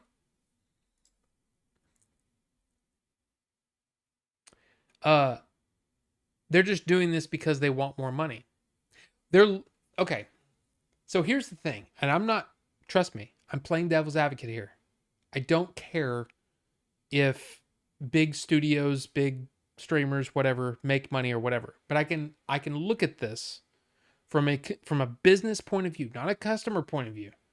Because how many times will a big corporation look at things from a customer point of view? Seriously, ask yourself that. Just ask yourself. How many times? The best product that a company can make is a product that people feel like they can't live without. Amazon Prime is literally, for a lot of people, has become just, okay, well, that's just part of life now. It is here because we buy lots of crap from Amazon. I try to buy as much stuff locally as I can, but there are just some things that it's like, I can't pay the premium for going into a store and buying this when I can save $20 and get it sometimes in 4 hours. That's the most convenient thing. It's when it's same day shipping. And I don't know if it's because of, because we live in Dallas, Fort Worth, and there's a bunch of hubs around. But yeah, when I look at something at noon and I can get it by 4 o'clock without going anywhere and really super cheap, it's kind of like, okay, it kind of makes sense. But my whole point is, what company, if they saw numbers and they said, okay, so we can charge this much money and here's our profit. Or we can charge this much money, inconvenience the customer just a little bit, and make this much money. What company wouldn't do that? A company will maximize profits as far as it will take, and they will go right up to the line before the customer says, okay, I'm done. A lot of people will hear this and say, okay, well, I'm done. But a lot of people, they don't even care because they don't watch it. They buy Amazon Prime for the free shipping and the free 2-day shipping or whatever it is. You know what I'm saying? So yeah, it's definitely because they looked at the numbers and was like, we can make a lot of money selling ad revenue on all of the stuff that people watch on Prime. Simple as that. And it's just, I'm actually surprised that it hasn't happened sooner. So, yeah.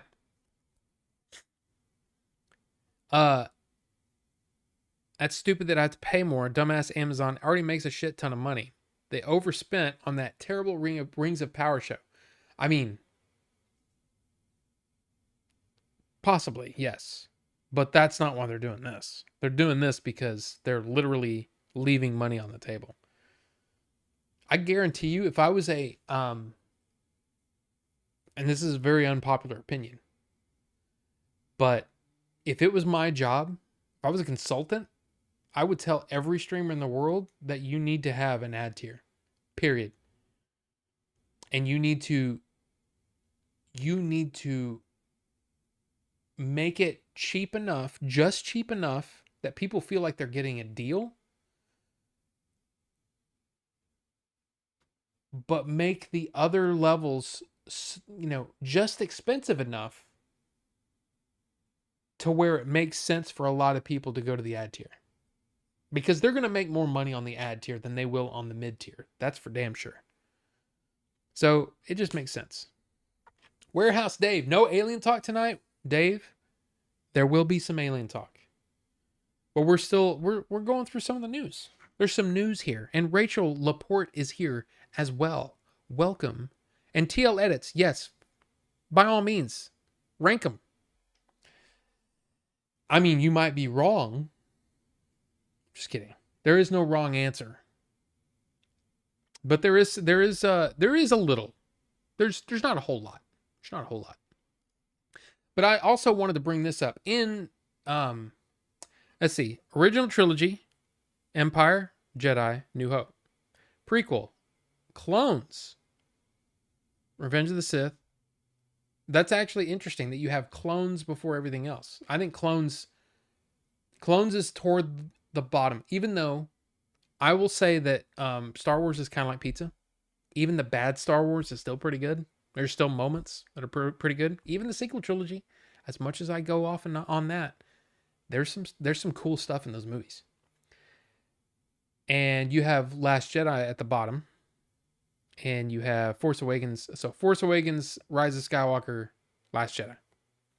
So what do you have a ranking overall of overall Star Wars? Yes, movies will have ads during the movie on Prime. Yes, absolutely. Yes. Pizza. Where'd you see pizza? But yes, everything will have ads if you don't pay the $2.99 a month. That's the way it is now. I'm just the messenger. Or a messenger, not the messenger. If I was the messenger, I would be getting paid.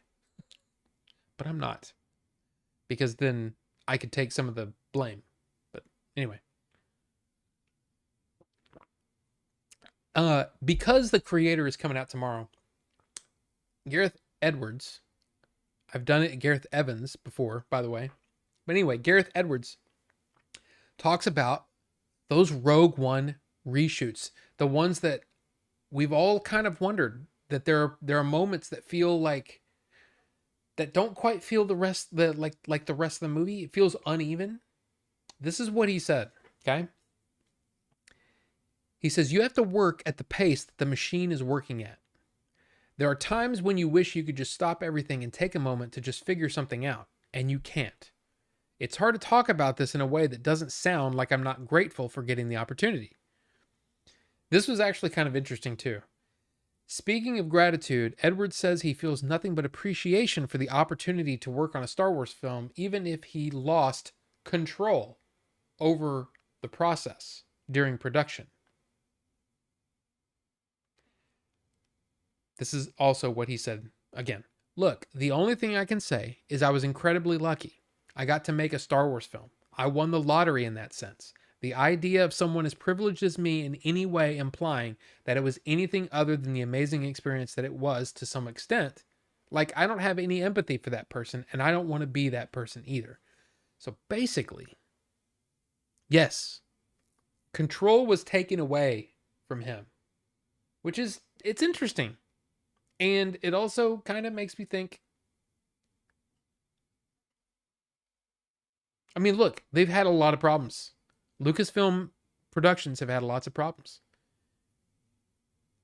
And finally he's come out and said, yeah, there were some, yeah, I lost control. And you can tell. To me, Rogue One, a lot of people love Rogue One, and I am not going to take that away from you. Okay? I'm glad that people like Star Wars. Period. But yeah. I feel like Rogue One is in the bottom third of Star Wars movies. That's just the way I feel.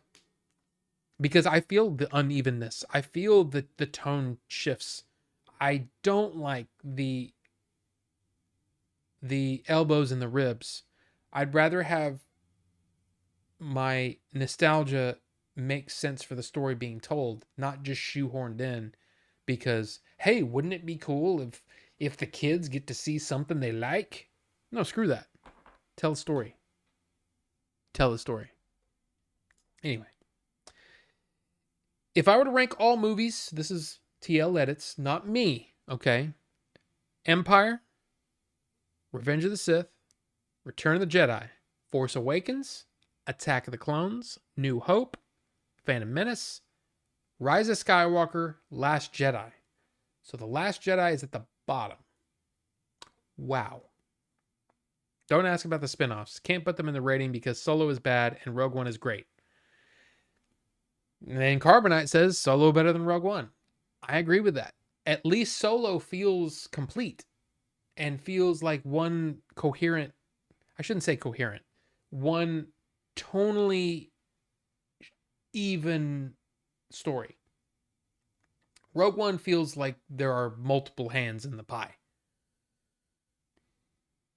There are things I really like about, and again, Rogue One is definitely a Star Wars movie. So that means it's good. And even though to me, the absolute bottom of the barrel is Rise of Skywalker, but there's still things in there that I think are awesome. So that's just the way, that's the way Star Wars watching go. But no, I mean, that's just how I feel. I'm sorry. That was very game chasery. Sorry. But yeah, Rogue One is the 8th movie. It's the 8th movie.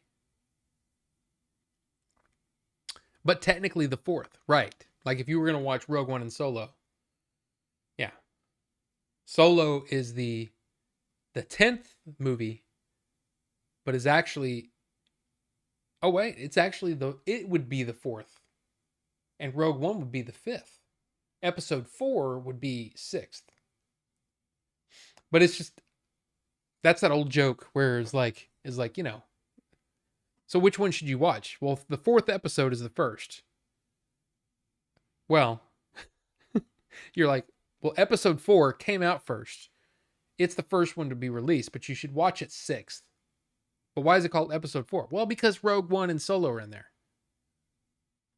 Okay. So it's like somebody who doesn't know anything about Star Wars trying to explain how to watch it. I just say, watch it in release order, dude. Watch it in release order. Look and see when all the Star Wars movies came out. Watch them in release order because that's the way to go. That's just the way the order go. Also, there's the Clone Wars movie that was a theatrical release. I don't count those in any of those. And it's bad. It's really bad. I mean, I'm just saying. On its own, there's like the first hour is good, but the whole Jabba, I'm sorry, Bucho, I know you like, what's his name? Bingo the Hutt. I don't remember what his name. That's Hobbit. Sorry. Bilbo. What's his name? Smarmy the Hutt. Stinky? Whatever the little Hutt's name. The baby Hutt. Screw that. Stinky the Hutt. Okay. I said Smarmy. There should be a Hutt named Smarmy. I think that'd be great. What about the Kenobi series? Would that be episode 3.5 as it's a series?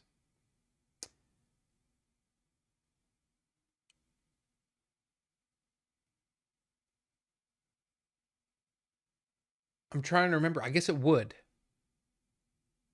Well, see, here's the... That's interesting. I don't know. Caca the Butt? Kiwi the Hutt? I thought Bucho liked that whole thing, and I was just like, I just remember, it always sticks into my head as being bad. Just bad. Now, before we had Martin Scorsese kind of fighting, I guess, or saying that these comic book movies are bad and they're not cinema and all that kind of stuff. Well, apparently he's doubling down on that a little bit. But I think his point is clearer. So yeah, he says that we have to fight back stronger. Okay? And here's what he said. He says the danger there is... Oh.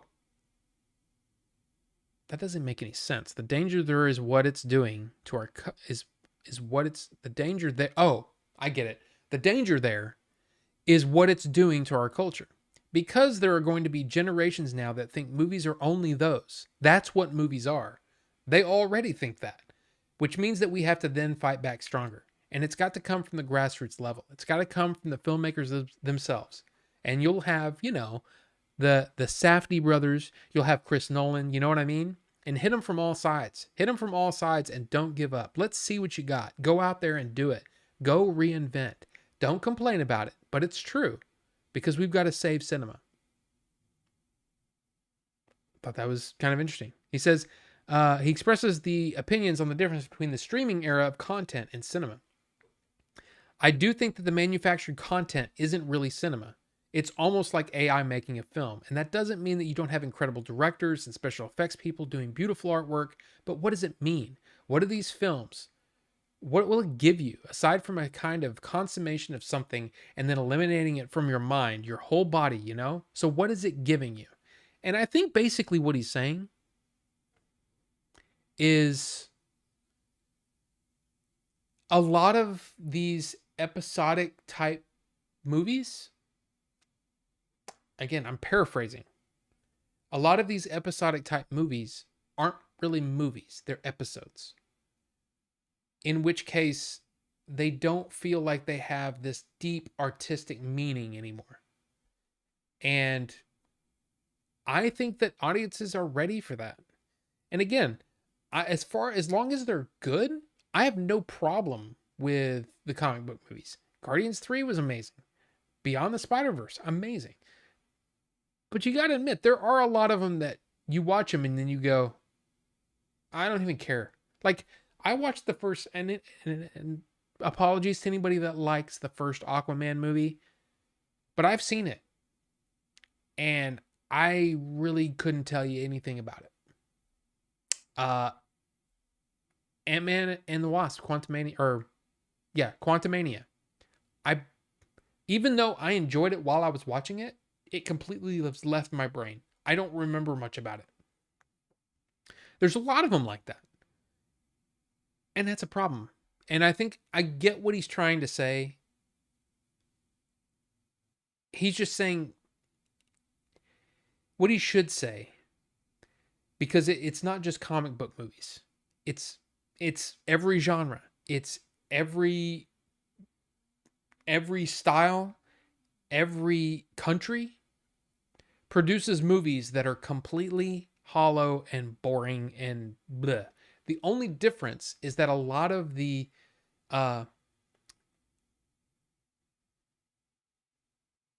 even though comic book movies are kind of like junk food, a lot of people like junk food, you know? They just do.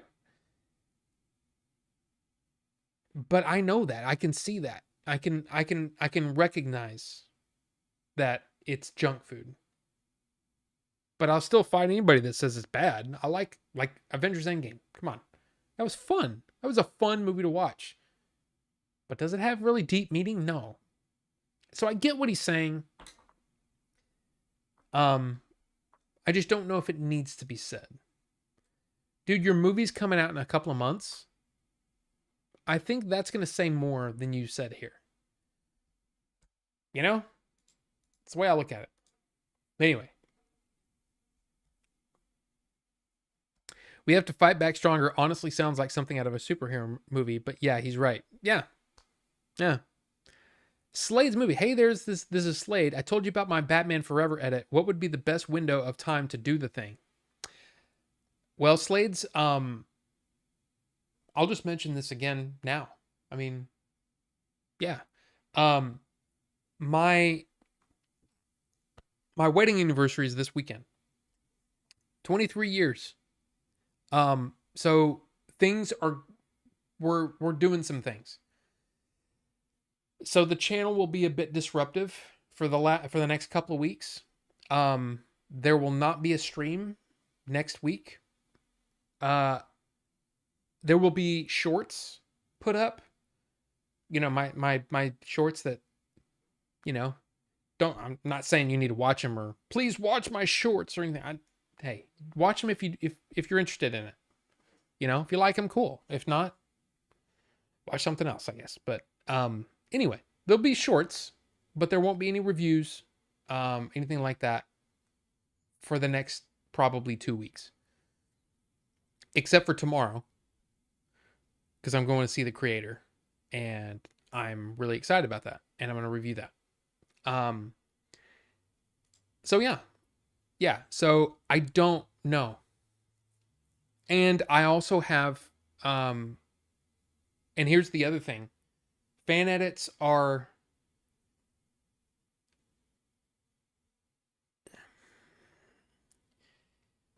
As I mentioned earlier, I'll recap this briefly.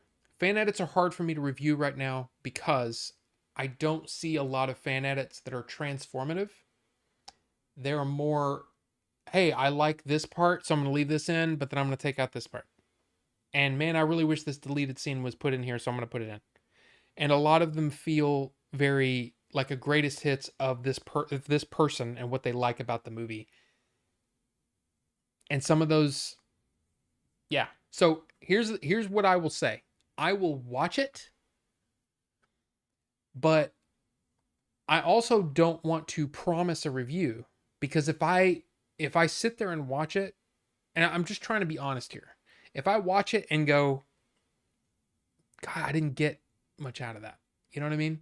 Like I got what you did, but so basically what I'm trying to say is fan edits, I do enjoy watching them. I don't enjoy reviewing them, because so many of them, I get that you want to show off your work. You know what I'm saying? But I can't lie. So I would rather not do the review if I go, okay, I see what you did here, but it's not for me. It'd be a very quick review. And I don't want to do that to you, you know? I would rather, I don't know if I'm making any sense. You know what I'm saying? I just feel like fan edits, because I've got a lot of attention off the fan edits. And I did the fan edits not because I wanted attention. I did the fan edits because I was interested in fan edits. Does that make sense? So having a bunch of fan edits to review does not interest me for the most part. I do want to watch them eventually, but at my own pace, you know, and at my own leisure, you know, when I'm ready to sit down and watch a fan edit. But like, does that make sense? I don't know if I'm making any sense. I'm trying not to be completely dismissive or anything like that, but I'm also trying to be honest that, man, reviewing a fan edit is difficult, because you're not going to be the only one watching it. There's going to be a lot of other people watching. And the other thing is, and this is something that every fan editor needs to keep in mind. If your fan edit is not available, then there's no reason for me to bring any attention to it, because guess what happens? They all come to me. I've actually had people get mad at me because I can't provide them links. I'm like, dude, I'm not getting in trouble with any studio out there. I'm not doing it. I think fan edits are awesome and they should be available. But if you don't have it in a place where I can say, hey, go here or Google this, because I'm not putting links in my description. If you Google these terms, it will come up with a result so that you have to click the link and download it yourself. I'm not providing links. So that's another thing. There has to be some sort of way that you can find them. You know what I'm saying?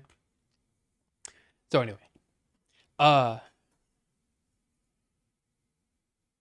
spent a lot more time on that than I needed to. But you get what I mean?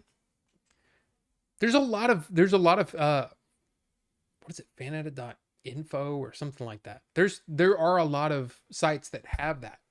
But see, even then, that's fine. I can, hey, go to this website, do a search. I'm still not providing the link.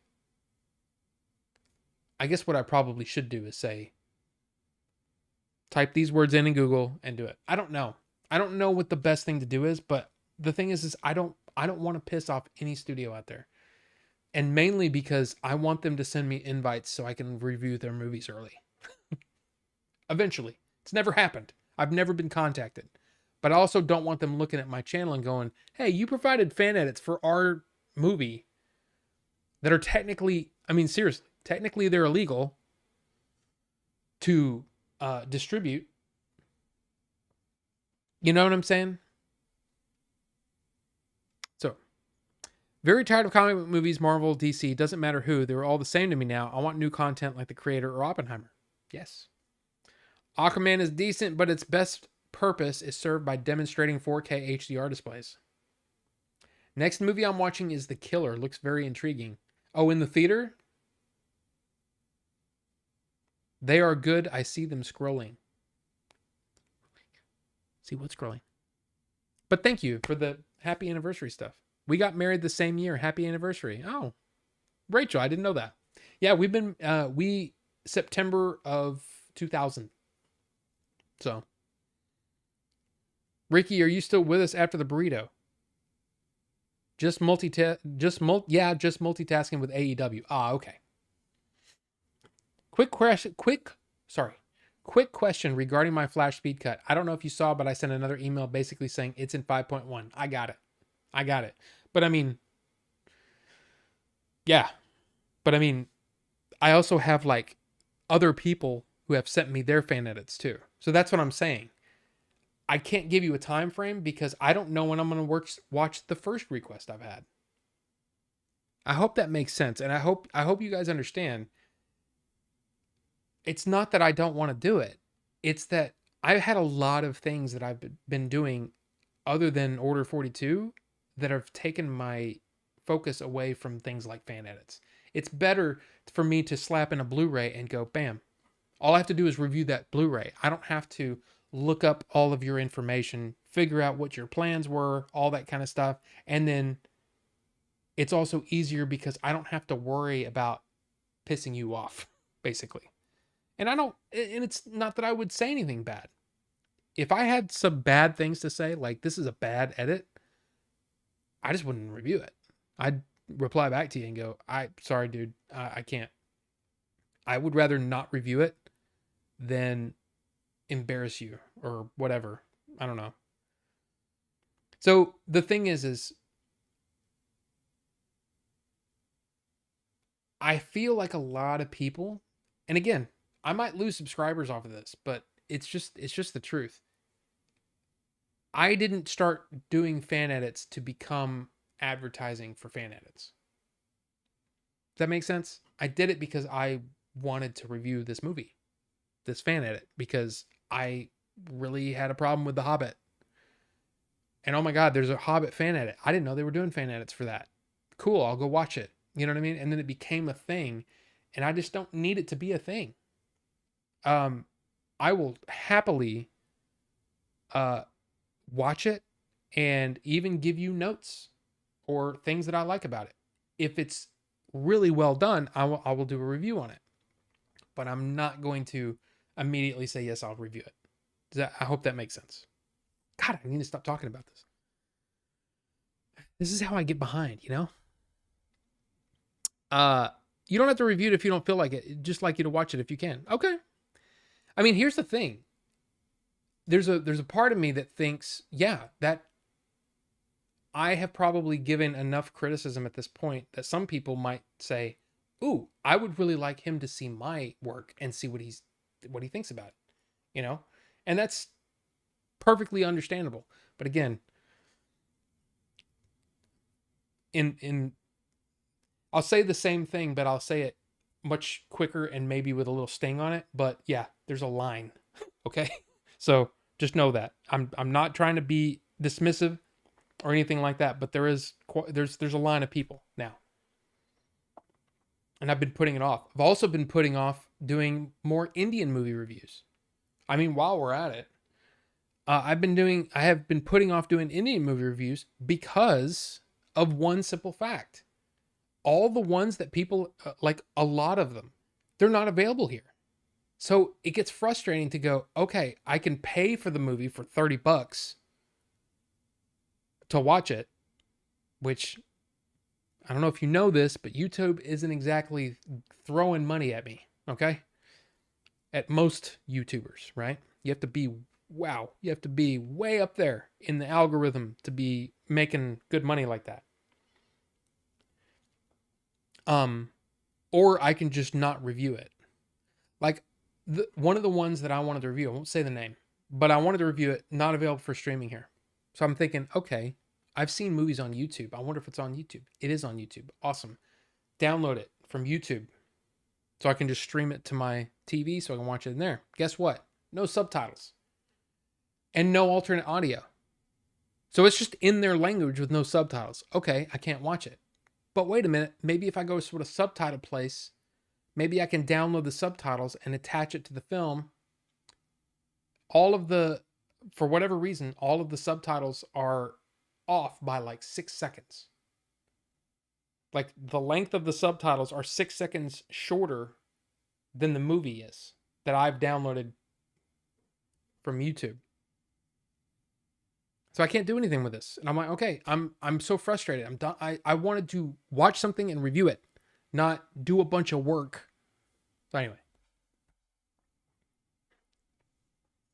And nobody asked about that one. What do you know?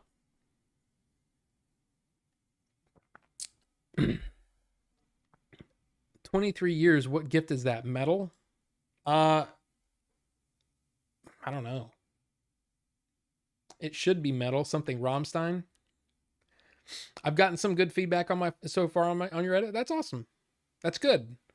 And I mean, to me, fan edits are really, when it comes down to it, fan edits are there to make yourself happy. And maybe some people will do it just to show off their skills, their editing skills. But I mean, that's the end game, right? It's, to me, it's the same as, and this is going to sound crazy, but fan films. A lot of people were making fan films, Star Wars fan films, for a long time. And it felt like a lot of people were making it so they could get recognition and maybe could work on an actual Star Wars film. There are probably a few of them that were able to do that. But then everybody, like Kevin Rubio, right? He did that Troops, that fan film. And then now he's working, he did that Tag and Bink thing, the comic. I think it was a comic, right? And he's done things for Lucasfilm, which is awesome. That's awesome. But guess what? Not every fan editor in the world, or film fan. Wait, what am I thinking? Fan film. Not every fan film director is going to get a call from Lucasfilm. So you have to do things to set yourself apart. And in most cases, that means abandoning the fan film, right? And do something of your own. Write your own story, your own thing. Because there was a point where I almost got invested, and I'm not like money wise, but got myself invested in a fan film that I started to go, I don't think this is going to go anywhere. And I feel like it's if you're doing it for the love of doing it, that's one thing. But if you're doing it because you think it'll, you're going to, oh man, you're going to be huge in Hollywood, probably won't happen. So it's going to be either really, really good or very, very unique and something that completely sets yourself apart. It's crazy that Kai Patterson got so much attention off of a fan edit. It's crazy. But for some reason, it just, someone somewhere ran with that story and it got him a lot of attention. But what is he doing now? I don't know. Finally watched The Flash the other night. Really liked it, actually. It was surprised. Kind of kills me that Ezra did whatever crap that he did because he did a great job in the movie. Yeah, I agree with you. I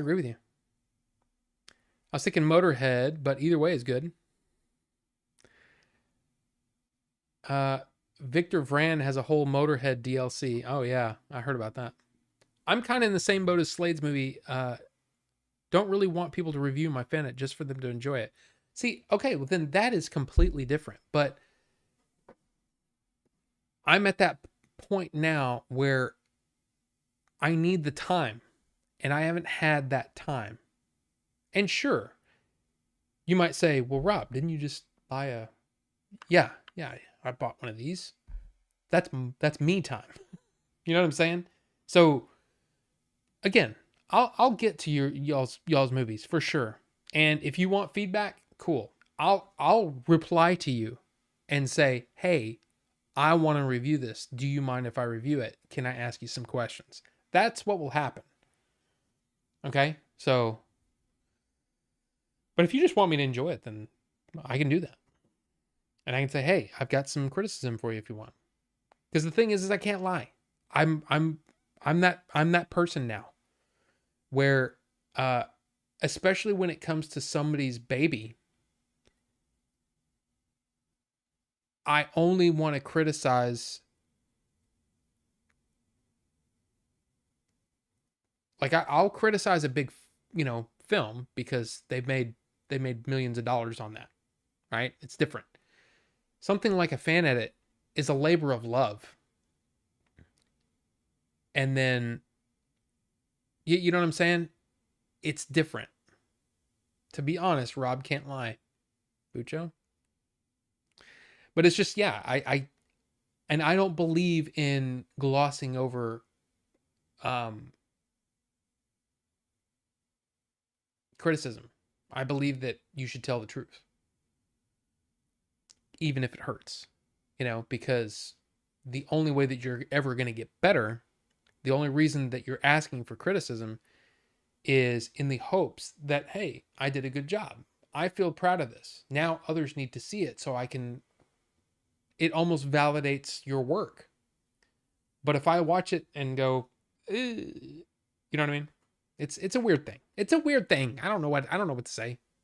So okay, we're done with the fan edit talk for now because now we're getting behind. I mean, like there's a schedule, but you know what I mean. Uh, there's multiple Motorhead songs played while you fight. Back from the gym, did you have that good workout thing?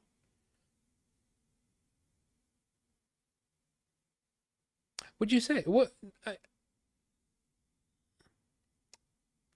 To be honest, you can review it or not. If you want to review it, do it.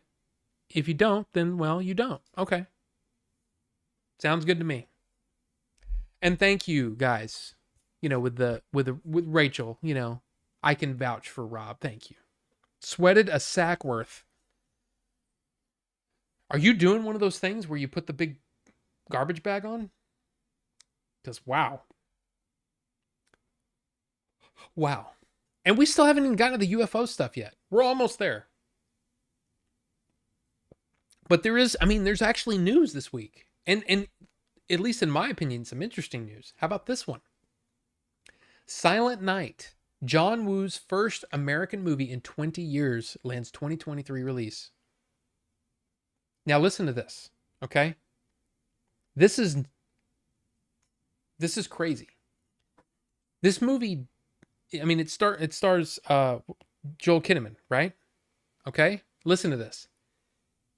This is what Woo said. John Woo is talking. He says, "Very interesting movie. The whole movie is without dialogue.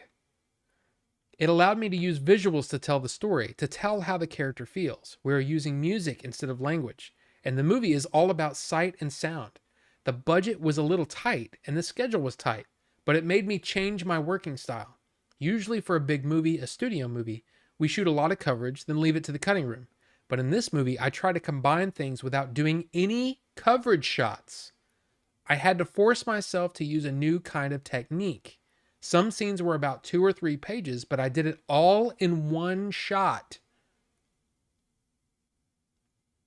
Now that a release date has been nailed down, we should hopefully get to see the first trailer for Silent Night before too long. It comes out December 1st, 2023. I'm intrigued because what the hell did you do? It sounds like it could be amazing or it could be absolutely dreadful. And it's John Woo, who's one of the best action directors ever, right? So I kind of feel like I need to see this. Got to go now, maybe sleep, probably not, but it was nice chatting here and just watching the stream. Until next time, TL Edits. Thank you. And thank you for understanding too. I hope you understand. I'm not trying to be whatever. I have to explain because I feel like there's some people that really just like, oh, review my thing. And I'm like, hey, whoa, Anyway. But yeah, I'm really, really interested. But have a good night. Thank you. But yeah, what an interesting concept. And I think this has been tried before.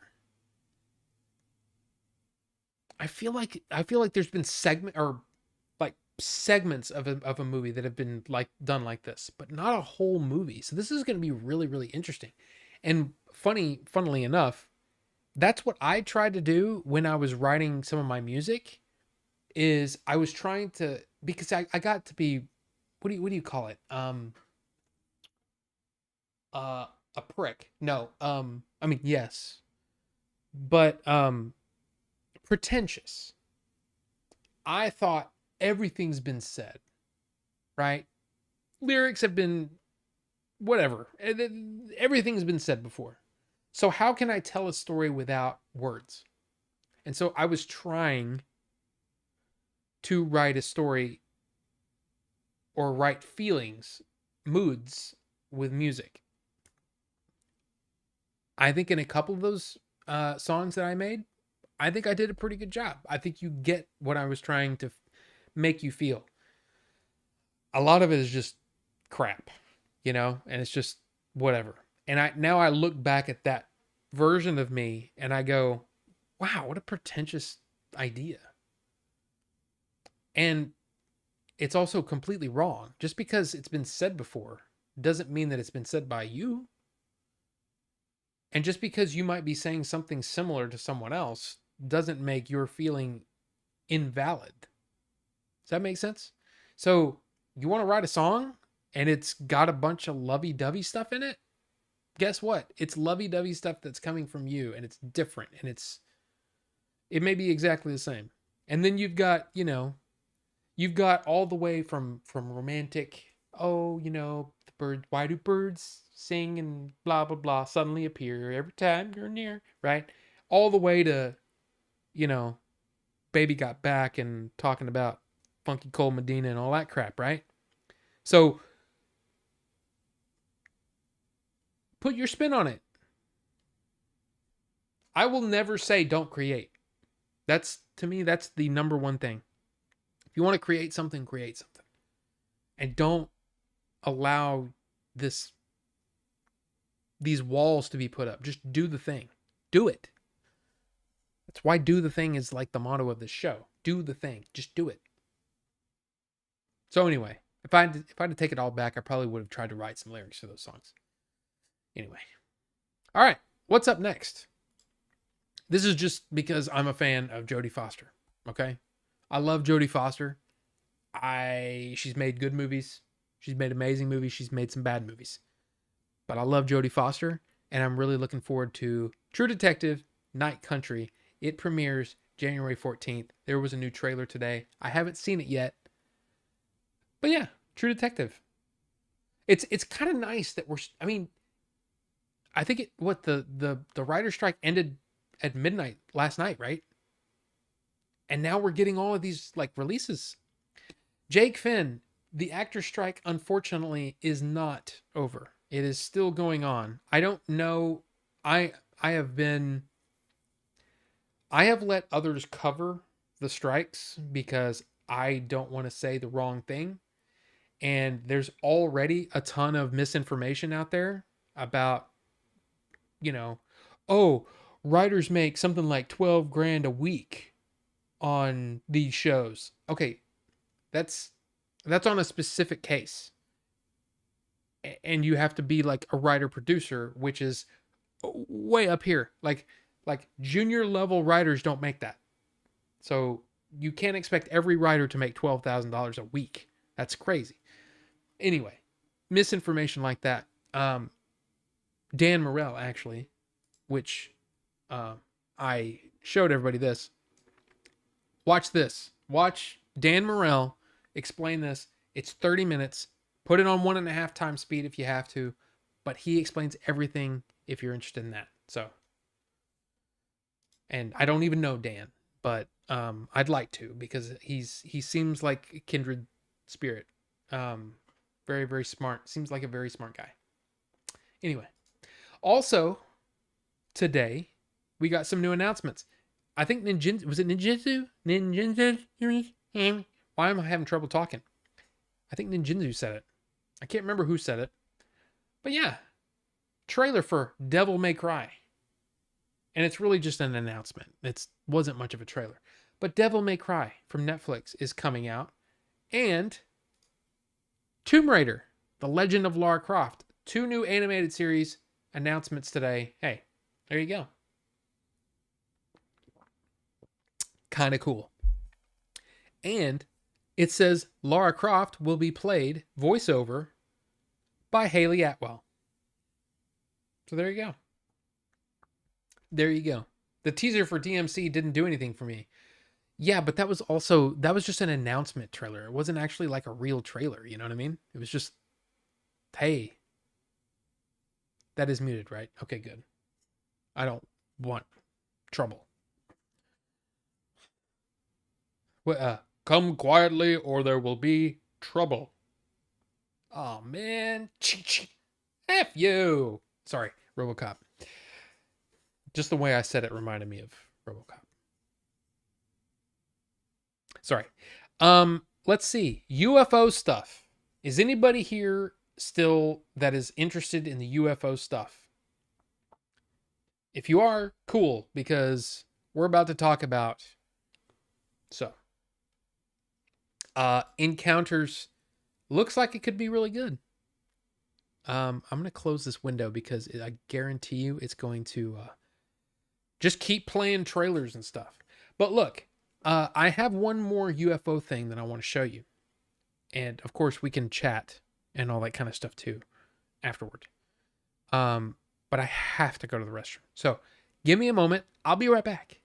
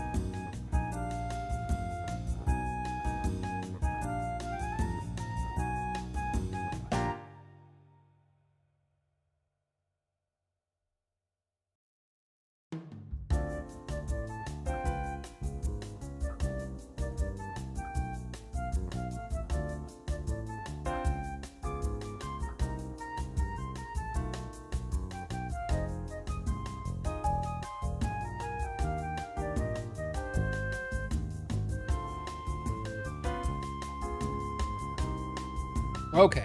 Okay, I'm back. Sorry. Everybody still here? Did everybody leave? I'm sorry. But I have a video to show you. And here's what's funny is that apparently this is a very old video. No, you're not here, Rufus? Okay. Okay. Good to know. I have never seen this video before. And I don't know how, especially since it says that this has been on YouTube since 2015. But yeah, I thought we'd watch it. So this is from Puerto Rico. And apparently this video was also posted by this, what is it? Center for Border Patrol or Border Control, whatever. Like a government website posted this video. And it shows, if we'll get there we go. It shows this thing.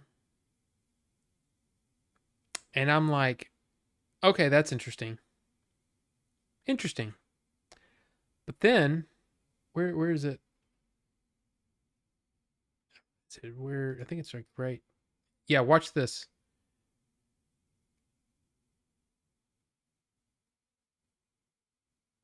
It doesn't lose any velocity when it hits the water. So it's in the water right now, which was like, what? Okay, that's cool. That's really cool. I don't know if I don't maybe I just haven't seen this whole video before. But there's some really really cool stuff here. The part where I wonder where oh there it is. So at some point it splits into two. And I'm like, "What the hell is this?" It's like what? Like some I mean, I don't know. Like we need disclosure, man. We need disclosure yesterday. What the heck is going on up there? I want to know. I want to know. Looks like Call of Duty. I mean, yeah, it kind of does. Like the what was that? The AC-130, right? Yeah. I don't know. I don't know what's going on. And there are I have my days where I'm like I'm just completely done with the UFO stuff. And then there are days where I'm like today where I started watching this and was like sucked right back in. So, I don't know. The fact is though, it's very frustrating that they're just keeping it from us. And I don't know, I'm feeling a little bit I don't know. About, I guess negative about the fact that or about the idea that they're ever going to disclose it. I think they're just going to keep it secret, just like JFK. Wasn't that supposed to already be a thing? Like they weren't supposed to release all their files and all that kind of stuff? I don't know. It's just frustrating. So yeah. Anybody have any thoughts on the UFO? Anybody have any thoughts on anything else? Because I still have things that I have to do. Silly stuff. But what if they're not telling us because they still don't know for sure? Dun dun dun. When was this taken? Apparently a while back. Let's see if it says this is still one of the most intriguing videos reported on the internet.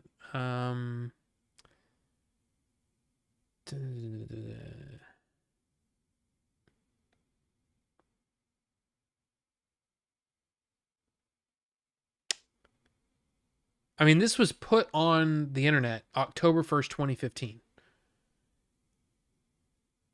But, and there's a ton of comments because apparently Rogan watched it 2 years ago.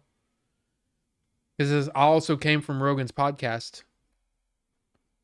And maybe it's just because I only saw bits and pieces. I didn't get to see the whole thing. So,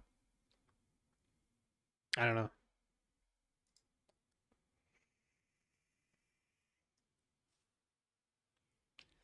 What do I think about possible Sasquatch sightings in suburban areas?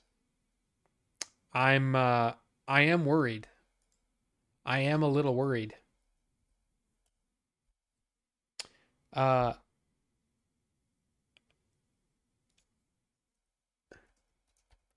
why?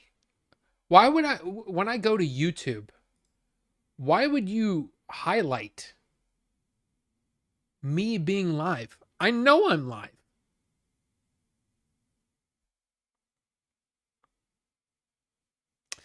But yeah, I would be very worried if there were such um city faring big feet.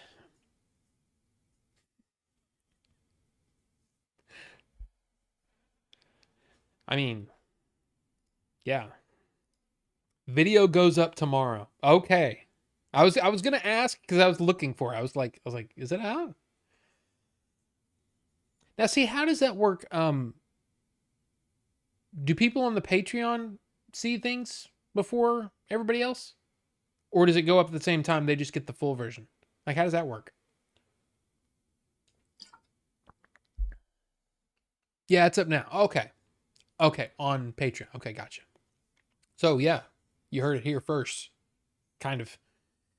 If you're interested in content that comes out and unedited, I assume, want a sneak peek or do you have stuff to do? No, I'm pretty much just chilling. Chilling for a little bit. So, sure, I'll take a little peek and play it on here if you want. I don't mind.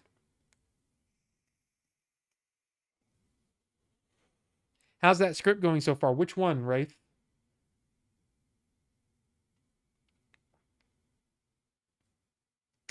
If you're talking about the video store idea, my script. Okay. If you're asking about my script, I would say our script because I mean, I didn't come up with all of the story. But we're in the second draft and Billy, I didn't actually talk to you about some of these other scenes.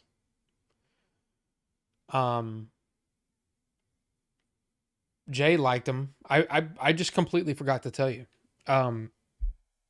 And it's just because we were busy with Sasquatches. But yeah, there's some cool changes so stuff that I've already written for the second draft, which we haven't really gone over, but the stuff that I've written for the second draft, some of that will probably need to be tweaked a little bit because there's some changes that I think would make it actually a little better. So I have them written down. I just haven't talked to you about them.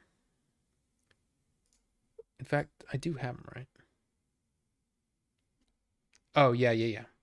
I actually need to write. Just a second. Hold, please. And that would be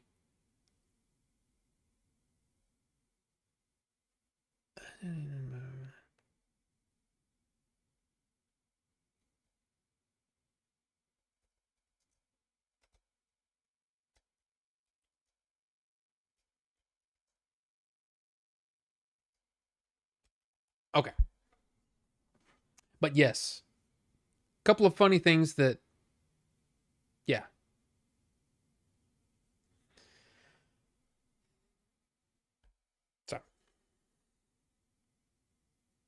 So that's what happened is you were probably in there busy doing things while Jay and I were outside talking and it came up and then I was like, "Oh, we need to tell Billy. I need to tell Billy because I forgot to yeah.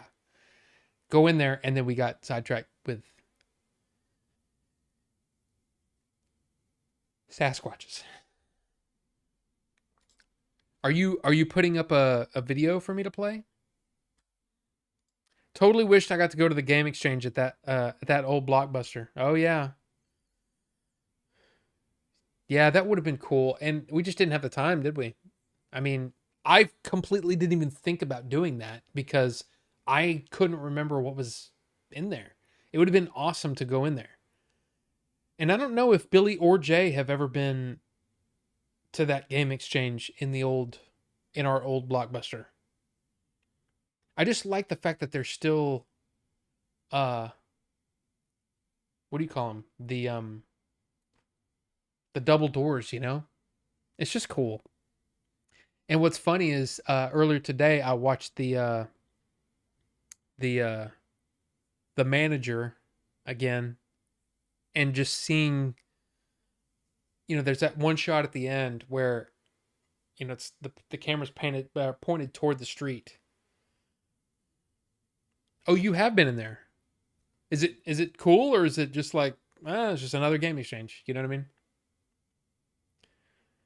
Plane didn't leave for a while. We could have gone in for 20 minutes. Ah, man, that sucks. That sucks. Oh well, I mean that's just the way it goes. Next time maybe. Next time. Uh but it was weird when I went into the Blockbuster that was on Beltline and Northgate in Irving, which was again, they told us was the uh busiest Blockbuster in the country. All the same. Yeah, okay. I figured. Um, they said it was the biggest or the busiest Blockbuster in the country was that store. Um, but I can believe it because we had, Friday night we had 6 registers open and a line.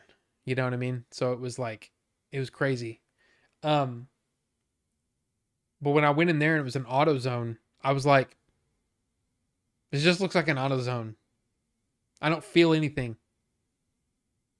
And it was kind of a bummer. So all those stores were one Blockbuster. Yes. That was one Blockbuster. So from the whatever something Verizon, whatever that was, to the affordable whatever it said, I don't even know. And then the Game Exchange in the middle, all of that was Blockbuster. But it was, at least according to the store code, I believe that was the 34th Blockbuster. So it was, that building has stood there for quite a while. So we had only one trade-in movie company here in Houston. Good times, dude. Movie trading company is awesome. I mean, I took Wraith over there to Arlington, the movie trading company there, and I love that place, man. I always find something where either I go, man, I'm gonna buy that right now, or man, I wish I had the money to buy that, because it was like there's so much cool stuff there. You know, I mean, figures. We should have just filmed a little. I should have just filmed a little when I was in there, because I don't think they would have cared. But what's so cool about that place is you can see the remnants of Blockbuster. You can see the old locked boxes. You can see the shelving is Blockbuster shelving. The drop box is still there. Um, it's just cool. It's cool to go in there and just see. I can see the past a little bit, and the fact that it's all still, working 20 years later, it's kind of amazing. Wow, there's a lot in Texas, none in New York whatsoever. Yeah, I don't know how they did that. Like the one that we went to, Wraith, I we used to go over there because that was our mall, back in the day. Grand Prairie didn't have crap. So we had to go to Arlington to have any sort of fun, right? To go to Best Buy, you had to go to Arlington. To go to, you know, the mall, you had to go to Arlington, all that kind of thing. Um, but yeah, I can't remember that being a Blockbuster. But it's because I never lived in that area, so I never saw it as a Blockbuster. The only thing I've ever known it as is a movie trading company. But then again, I never went to Blockbusters that I didn't work at. I didn't. My childhood Blockbuster was the one that we worked at. So that was my Blockbuster for, you know, a long time. I don't know how long, but a long time. I'm old, okay? So, dude, it'd be cool if you do a video looking around trading at your area. You mean like the different movie trading companies, or what do you mean? Falcro, what do you mean? What do you mean, Falcro? I don't know what you mean. Because I mean, it's they're neat, but they all. It's kind of like when I was doing the. It's why I quit doing the Tolkien ones, and it's why it's tough on Billy and Jay right now. Is because there are many times when you go out and you spend the time going out there and taking, making sure everything's ready to go, and you get out to the place and you don't see a thing. You know, you don't find anything. You spent the whole day planning this out, and you came away with nothing. It's just like when I went to all those half price books. I did like 7 of them in one day. Filmed a lot, and then I never found it. I never edited it because it was like I didn't find anything. So how interesting of a video would this be? Hey, I'm in another half price books and they don't have anything here either. So on to the next one. You know what I mean? Like, what do you do? I don't know.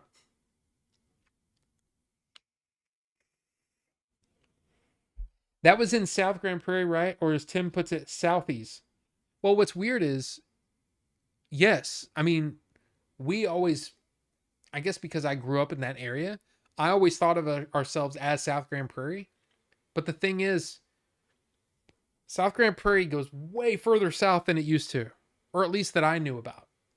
Um, or at least I shouldn't. Yeah, yes, that was technically South Grand Prairie, but that's really kind of mid Grand Prairie. So, and I don't. That was so funny. So, um, on Jay stream last Friday, right? They're watching. Jay and Tim are on the couch and they're doing a watchy of the was of that the Airwolf thing? One of the videos over on the Game Chasers channel. And so it's frozen on me and Billy. And Jay drops, the information that they went to South Grand Prairie, right? And Jay and Tim went to Grand Prairie or North. I know they love that. So anyway, yeah, so and Tim was just freaking out because he never knew that. And like almost like taking offense. It's like I knew I didn't like something about Stinger or something like that. And then he said, but they're family, so it's kind of like, whatever. But it's like, what does it matter? What does it matter now? I didn't see the big deal back then. Now I'm like, okay, so you grew up in Grand Prairie. And again, separating people. Why?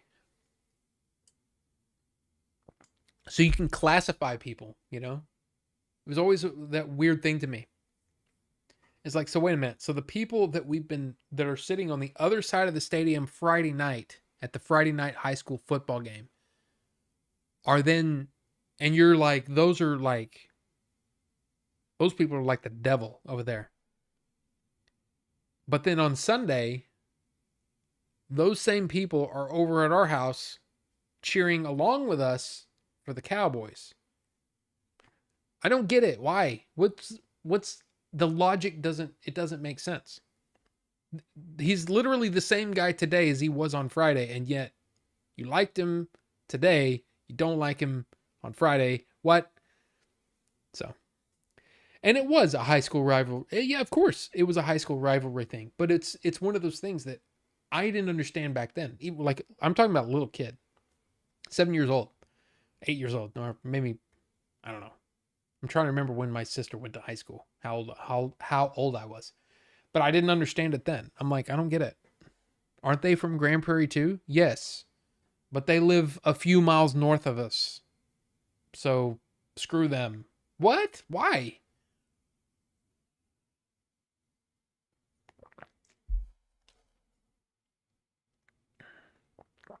Billy joined the Air Force thinking they were Stargates. I mean, I think most people, when they join the Air Force, they're like, surely they're going to show us the Stargates today, right? I mean, it is kind of weird. Why is my phone not charging? Oh, because it's 100% charged. Gotcha. Gotcha. Well, while Billy is doing that, let me see if I can find. Oh, by the way, Ricky, are you still there? It's my Game Boy Advance. My. What game is in here? Four Swords. It's just weird seeing this on Phoenix Resale the other day. It's dirty. I probably should take that apart and clean it. But yeah, I do love my Advance. Um, what happened to all my USB-C cables? I had like 3 of them sitting like right here, and they're not here anymore. I was just thinking, hey, I'm sitting here anyway. Why don't I charge my Switch controller while I'm in here? I don't know. Yeah, the SP is cool, but now it's like this is it can do so much more. But it's weird. I like it when a thing does a specific thing. Like I remember when my nieces and nephew would come over, right? I remember the first time they saw my Kindle. They were like, "What is that? Is that a tablet?" And I said, "No, it's a Kindle." They're like, "Okay." And I said, "You read books on it." And they go, "What else do you do on it?" I said, "That's all you do on it." Like, "What? You only read books?" I'm like, "Yeah, that's what it's for." So even though, you can read books on an iPad, you can play games on an iPad, you can get on the internet with an iPad, you can do all kinds of stuff on an iPad. But I like something that's very, this is what this thing does. I kind of like that. Like why would they put in games on vape screens for a while? Why? Why? I didn't buy a vape to play a game. I bought a vape to vape. Anyway.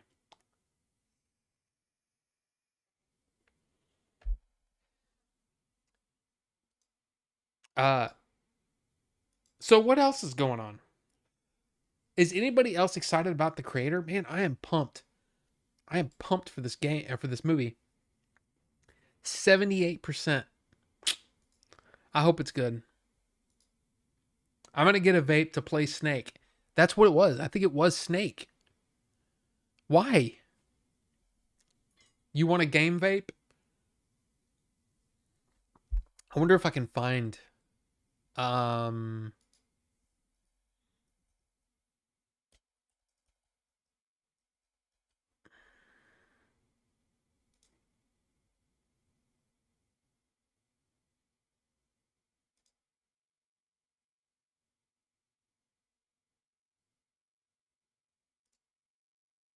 I don't know. Oh, holy crap, they're still being made.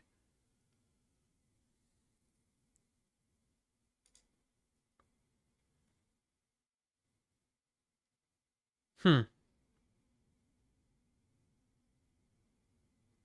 I'm gonna get Snake to play vape.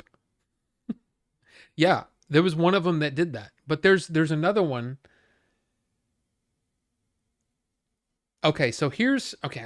I can't. Unfortunately, I can't show these because it shows the website, and YouTube doesn't like me or doesn't like any vape stuff websites being shown. So I can't show you this. But it's literally an old Game Boy that apparently they have the shell, but they took out all the internals and put uh a mod in it. So basically, like, wow, I haven't grabbed this in a while. So like, I have my Titan, right? And the Titan is it's a parallel mod. So there's no protection, there's no electronics in here. It's literally battery to contact. That's it. So there's no protection, no nothing. That's what that looks like. Only it has uh, a voltage readout, but it's a Game Boy. But then there's another one that just it looks it's a regular mod because a lot of these look like let's see uh, a lot of these look like they could be like you could put a screen on it, little thing. That's what some of those look like. Oh, by the way, Ricky, there's my pulse. That's what my pulse looks like. I don't even think.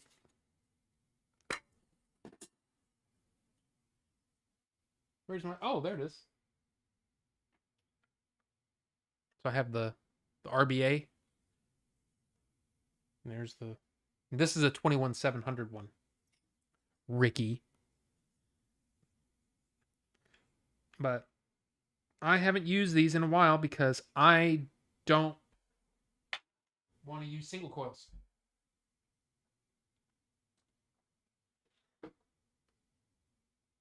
Tired of using single coils.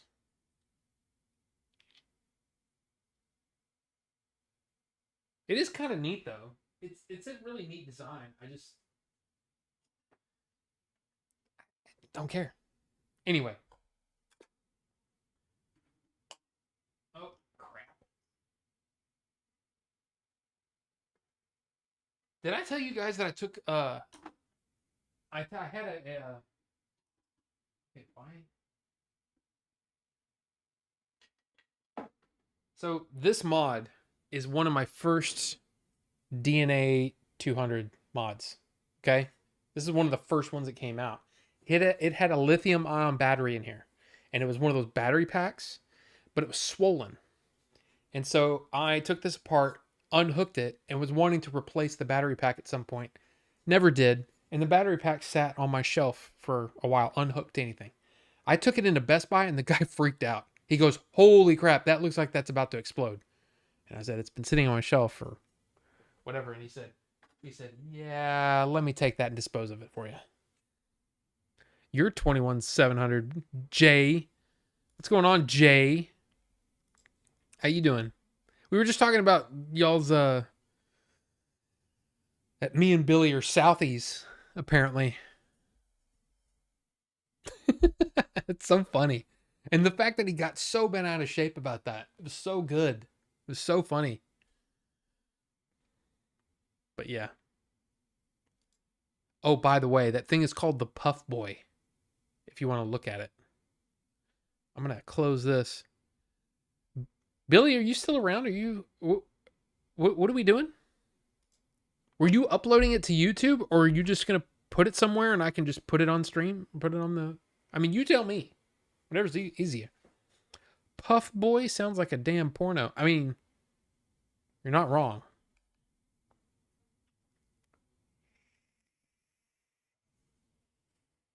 You should totally do a Vape Nation style video. Go to a place where they're selling the Puff Boy and take some big fat rips. Well, what would be, I mean, the whole thing though is, like, I don't know. I don't even know if they sell those in stores because I saw them on like AliExpress and stuff like that. I don't know if they sell those in store. I'm sure they do. And they probably have the, oh, I figured I wouldn't take over your stream like that. What do you mean? Well, I thought you were like, were you uploading it to YouTube? Or are you uploading it like unlisted? Or are you uploading it to the whatever? I mean, we're just chilling, man. We are just hanging out. We've got Billy and Jay in here. How about that? How about that? But yeah, it's, I mean, we showed the UFO video. That was the last thing on my list. We kind of flew through this stuff at the end, though. And there was not much to say about the Devil May Cry and Tomb Raider cartoons that are coming out. Which, it's interesting, though, right? A lot of video game properties coming over to... Well, you said did you want to do a... I thought you meant... Wait a minute. When you said, do you want a sneak peek? I thought you meant like there was a clip of it or something that you had somewhere and that we would show the clip. I thought that's what you meant.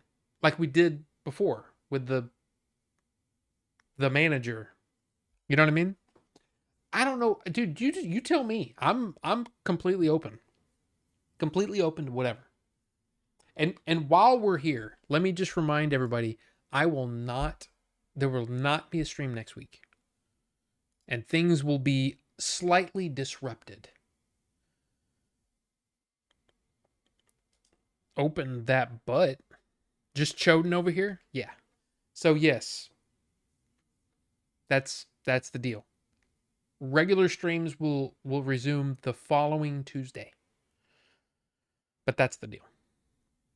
Um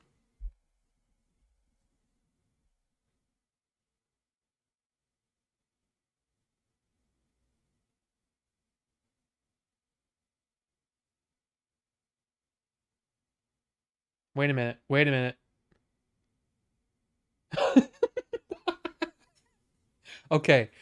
I'm just gonna show this. Gary, not Gary, I'm pretty sure you wouldn't mind. Speaking of nachos food in the stream tonight, I had this gigantic plate of goodness yesterday. I was burping nacho for the next 12 hours, but totally worth it. Dude, that looks awesome. That's exactly what I'm talking about though. Like, I want that. I want to eat that. I totally want to eat that. Oh, man. Now that's food. You want nachos? Yeah, that's the problem is, man, a whole week with no rabbit stream? I miss you already, bro. That's just the way it goes sometimes, you know? That's what happens when you're married for 23 years. You have to make concessions here and there where things are, things are going to happen. And you've got to work around those things. But it also disrupts a lot of things in a good way. But yeah, who else could go for a big plate of nachos right now? Damn.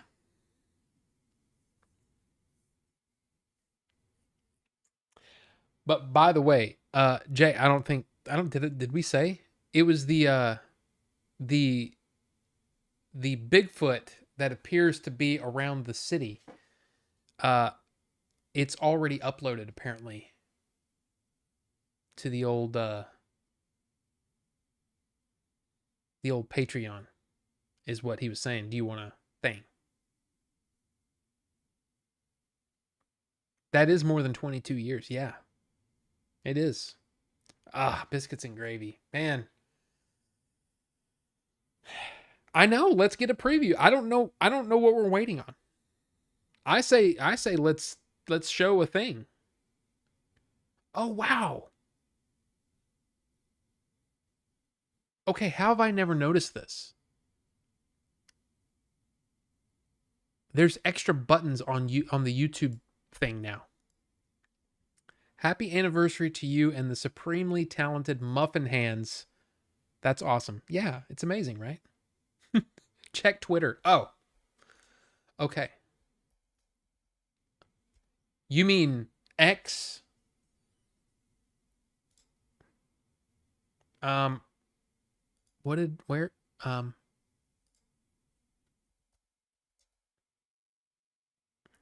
really?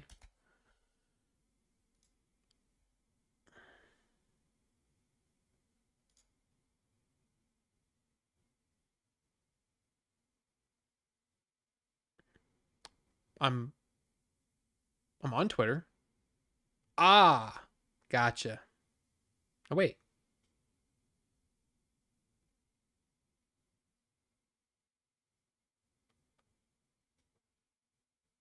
what the hell?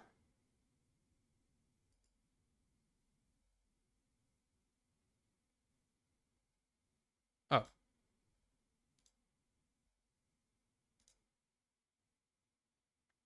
should I start at a certain part?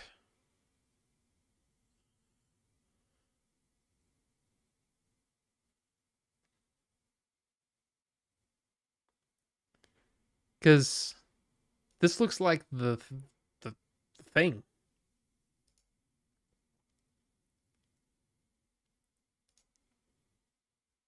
There's a transcript. Oh, that's kind of cool. Just play it and play it for however long you want. Okay. All right. Well then, here we go. Let's enjoy. We used to do all the time is just watch really horrible movies. We just B movies. We would watch them, and we haven't done it in a while, so we decided to do it now. One of the movies. Sounds good. Oh. Hold on. Stupid Mac. It's the only thing that I don't understand about Mac is why doesn't the audio come in right? I have to actually switch over to the correct audio for it to go through. I just don't get it. Anyway, here we go. Something that we used to do all the time is just watch really horrible movies. We just B movies. We would watch them, and we haven't done it in a while. So we decided to do it now. One of the movies that we wanted to watch, because that I wanted to watch. Suburban Sasquatch is the movie that we just saw. That I purchased specifically for this video. By, what was his name? David Wiskovich? Wiskovich. Something like that.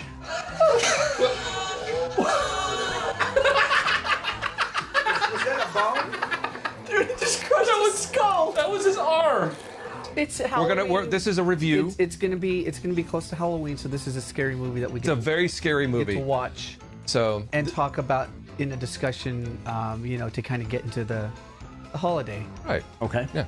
So what we're gonna do is just gonna go over the plot. We're gonna talk about it. Talk about some of the things that kind of stood out to us. Why is there a hand? Why is there a hand? He's a reporter. He's not even a detective. Why the f would they call him and then say, don't print anything? Where'd the body go? The body's gone. So the plot of Suburban Sasquatch is that people have been expanding their domain over the planet and encroaching on the wilderness. And Jay, wasn't that because you were up all night drinking? that has been pissing off nature. Something spirituality, something nature, something Native American causes a Sasquatch to go on the loose in a suburban neighborhood and wreak havoc.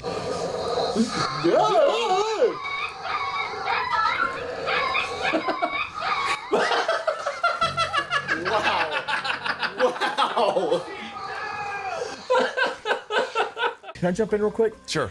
Did you get that from watching the movie, or is that just on the back of the Blu-ray box? Oh, well, no, I mean, I watched it. So you watched it prior to this? So this is the gist. No, what I'm saying is, did you get and understand that from watching the movie just now? I watched the movie too, and I didn't get what Both of you have seen this before? No. I've not seen this before. We just watched the movie. There's no way you got that. That's what I'm saying. like I didn't get that. How did you not get that? Okay, come on. How did you not get that? Come on, dude. I literally said it in there. I thought you were reading it off the back of the box. Rob? What? You did not get that. There's no way. There's no way you got that. Absolutely. Dude, it's not a high-end concept here. It wasn't really. He was shoving it down your throat. It wasn't some nuanced sort of message that he was trying to get across. You read it out. You read it off the back of the Blu-ray, and now you're trying to come across as you're smart. Well, you know things. You're in tune with do you want to go things. get the back of the Blu-ray? Because yes, please go get it. I don't even know that it says that. Bullshit. You don't. You're lying. I did not read the back. I'm calling you the f out right now. You're lying. Any connection to the new developments and the shopping areas? I mean, this all started happening around the same time. Do you want to see where my new house is going to be built? Oh, yes, definitely. I mean, we've been trying to get into this area for such a long time. I mean, it's just so beautiful around here. The woods, the trees. I didn't get that. How do you not get that? Dude, none of us are dumb. None of us are dumb, and you're the only one who picked up on that? I am not sitting here saying some high art concept. It was literally just shoved down your throat the entire movie. How did you not get that? Hey, Ted, what's up? You know, it used to be the further you were from the city, the safer. I don't know, Chief. I thought it was getting safer around here. With all these new developments and people. Without those people, we wouldn't have jobs. You liked the movie, didn't you? No. When a giant bloodthirsty Bigfoot goes on a killing spree in a sprawling suburban park area, it's up to a couple of park rangers, they weren't police apparently, a reporter and a mystical Native American warrior to try and stop Sasquatch's limb-ripping, blood-drinking, and massive pectoral rampage. Pectorals, eh? Now, for the first time ever on Blu-ray, this special edition of Suburban Sasquatch is packed with both new and archive. Okay, fine. You should show the poster, the poster thing. The is it in here? Thing. Yeah. It's in here? I'm sorry, those are breasts. Those are just breasts. Yeah, they're not pectorals. Well, that's yes. Let's address the elephant in the room. Okay, wait, hang on. I rudely interrupted Billy. I think he was trying to go somewhere. He was trying to do a legit intro, and I messed that up, and I apologize. So before we get into the elephant, or the elephant balls on Sasquatch's chest, please finish your thought. Oh no, I'm done. He just fed him his own heart.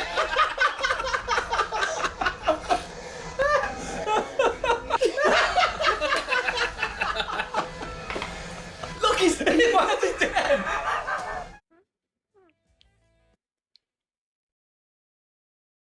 So, yeah, that was fun. This is high art. I don't know about that.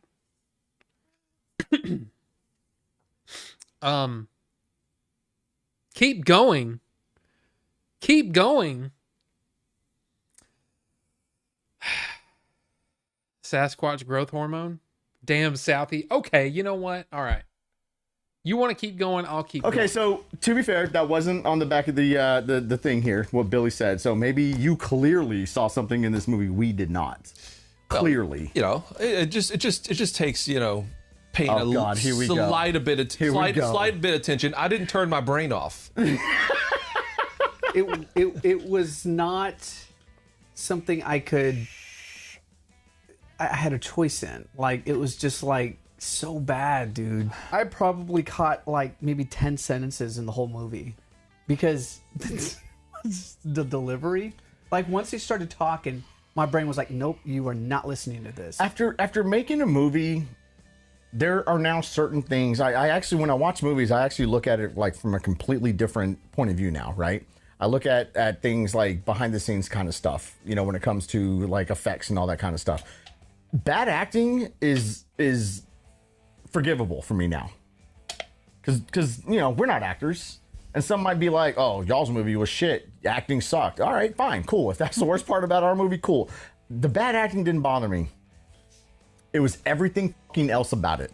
It was the writing, this alleged story that you apparently picked up on and nobody else did. The effects, mixing practical effects with CGI, and that's not a problem doing that. Just the way it was done was a little, what's the word I'm looking for here? That's all I'm saying. I do want to say, in my defense, for not understanding what the movie was the moral message. The day shots turned into night threw me off every single time. Right. Unfortunately, it was every other shot. Right. Well, because we didn't know at first if they were just trying to put like some kind of like filter on it just to give it an artsy bluish look, or if they were trying to say, hey, this is nighttime. Wait, why is everything blue? Because they're trying to make it look like night. No! Yes. Is that what they're trying to do? They're trying to make it look like night. They're trying to do the night effect. And there were several times where it was clear, okay, they're trying to say that this is night because they had like I guess the park ranger, I was about to call it the cop car, but apparently the park ranger car, when they were trying to move the light around. It says police on it. So that's definitely a police car. Well, anyway. And see, those were park rangers. Those were park rangers. The uniforms were still garbage. When they were in their office, there was a sign that said clearly police said department. police department. Really? Yes. So I'm wondering if like that's a revisionist. This is cop car. This is a revisionist. Yes. They had a cop they were car. in a police car. They were in a police cruiser. It literally said police car. A revisionist because people description were saying, on the box. What's up with the bus drivers? Yes. That's exactly what he was like. He's like, oh no, they were park rangers. I'm so, and I think you might be right on that. I cannot get past the paste job that they did. They took real ties and put fabric over these fucking ties, brown, burgundy, whatever fabric over it. You could not get over that one. I still can't. It bugs the fuck out of me. Every time those guys were on screen, he was like, Look at the tie. Look at the fabric on it. It bothered me, man. So fucking bad. It fucking bothered me. Look at the material. Dude, the tie had like, look at his tie. Hey, look at it's all frayed.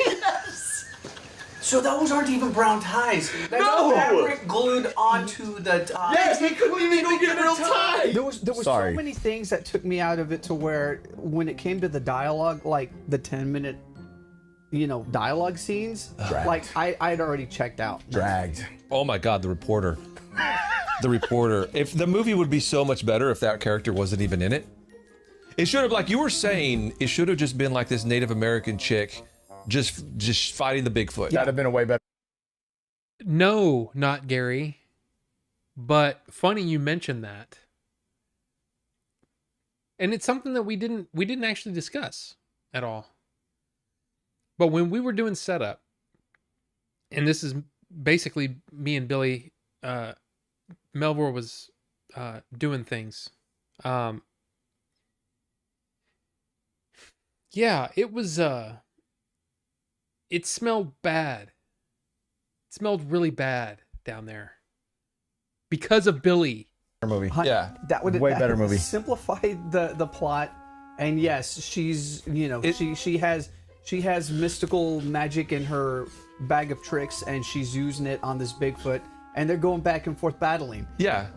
I would have accepted that way more than the stupid reporter 100%. and the park ranger / cops. Like I pointed out during the movie, that one scene, the very, very long exposition scene. Which one? She's sitting. Which one?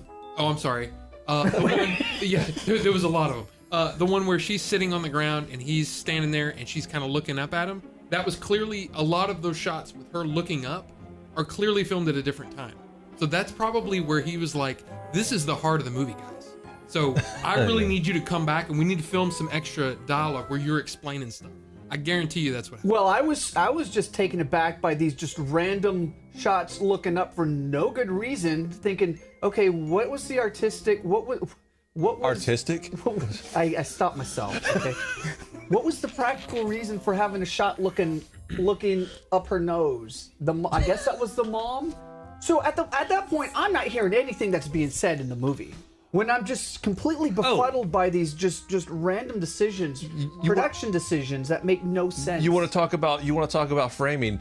What about near the beginning when the Native American lady is in the middle of the park with the chief, who's clearly a white guy. Clearly like somebody's grandfather. And not only that, the only old person that goes like this. Why? Like I could see every pore in his nose, even though it's in 480p. Maybe they were trying to minimize how many shots that showed it's obviously a white guy, so they wanted to have some of a mouth, so you couldn't really tell. This looks like a Native American mouth. Christian, this is our review of Suburban Sasquatch. We watched it and then we commented on it, and this is apparently the Patreon video that we're watching. You're laughing so much at this. Yeah, I'm telling you, there are 2 days out of the week that I really I really enjoy doing these podcast things with the guys, but I also, I was going to say it earlier. It's like, man, I felt like crap today, but as soon as the stream started, I felt great. And I'm like, getting really close. I love this stuff.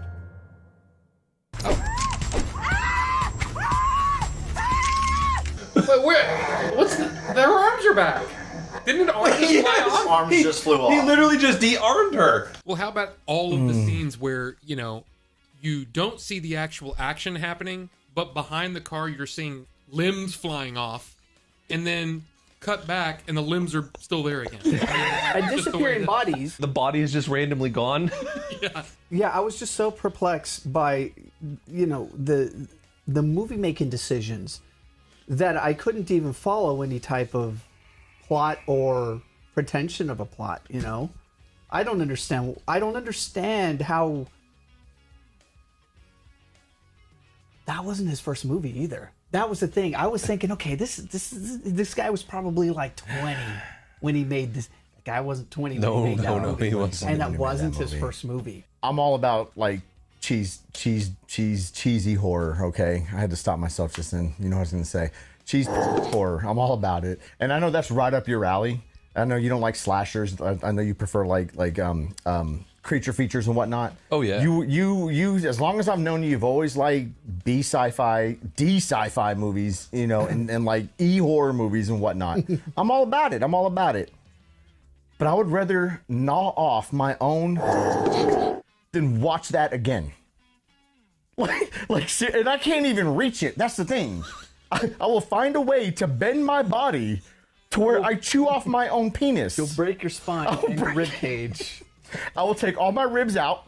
I will break my freaking spine and twine and eat my own penis, then watch that again. It was freaking terrible. At that point, you have broken bones in your whole body. You're paralyzed from the chest down, and you're stuck, and all you can do is watch the movie. But all of that is still less painful than watching that movie again. What is this shot?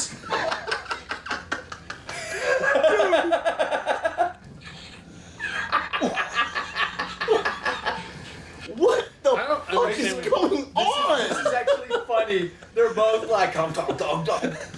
Was he trying to say that like the Bigfoot eating the person was the equivalent of the old woman eating the hot dog? Yeah, gluttonous humans. I don't know. I guess.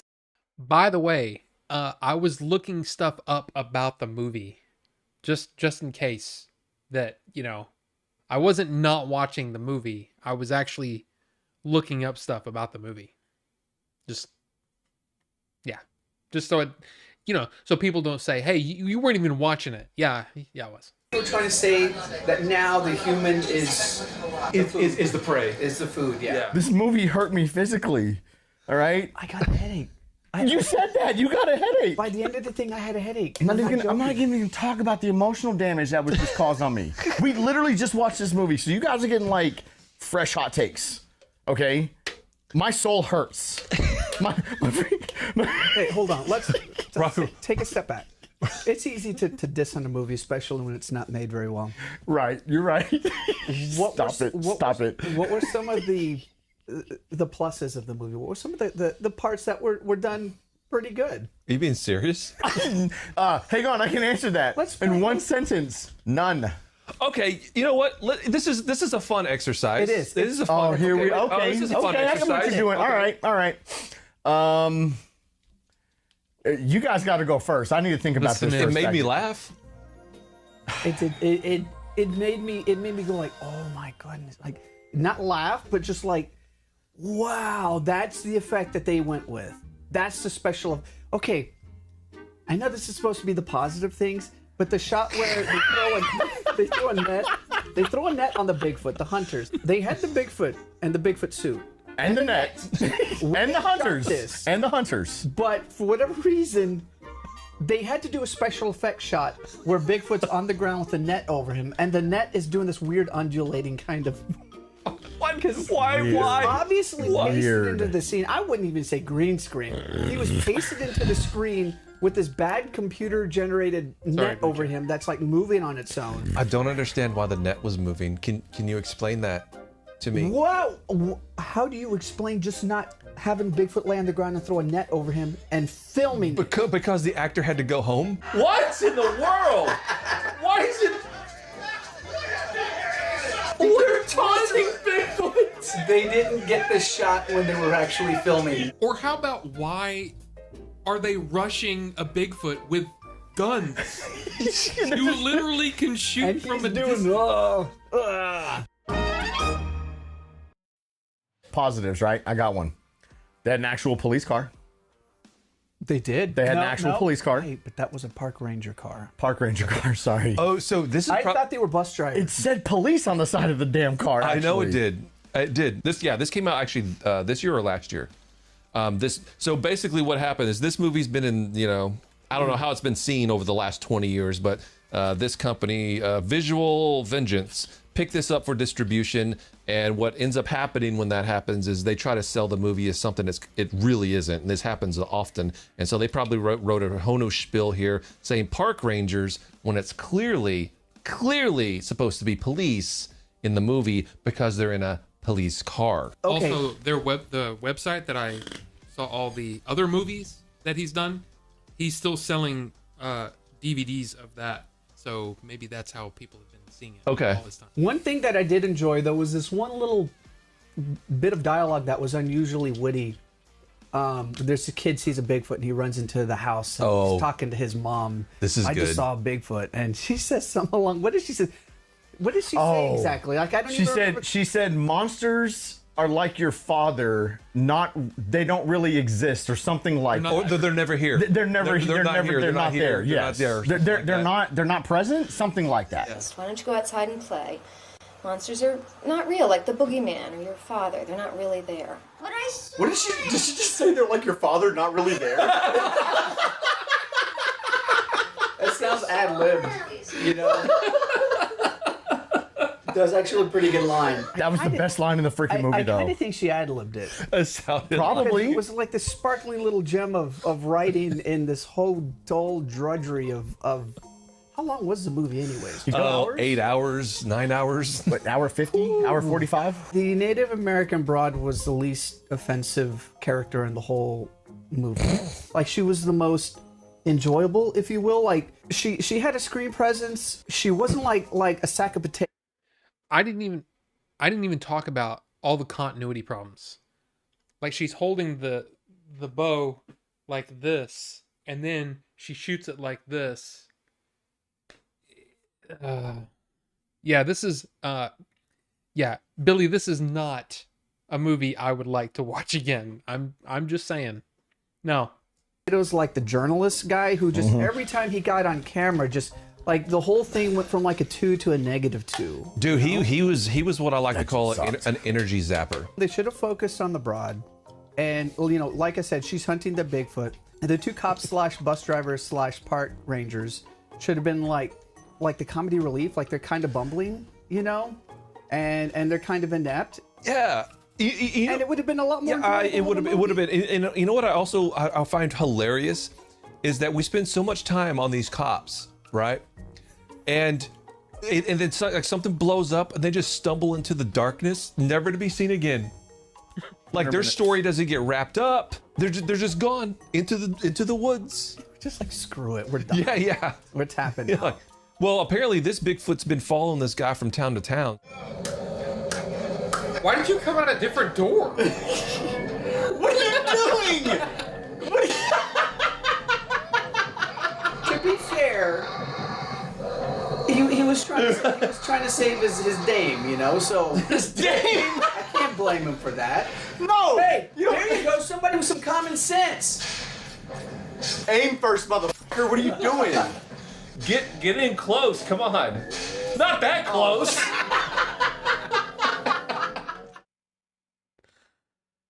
Yeah.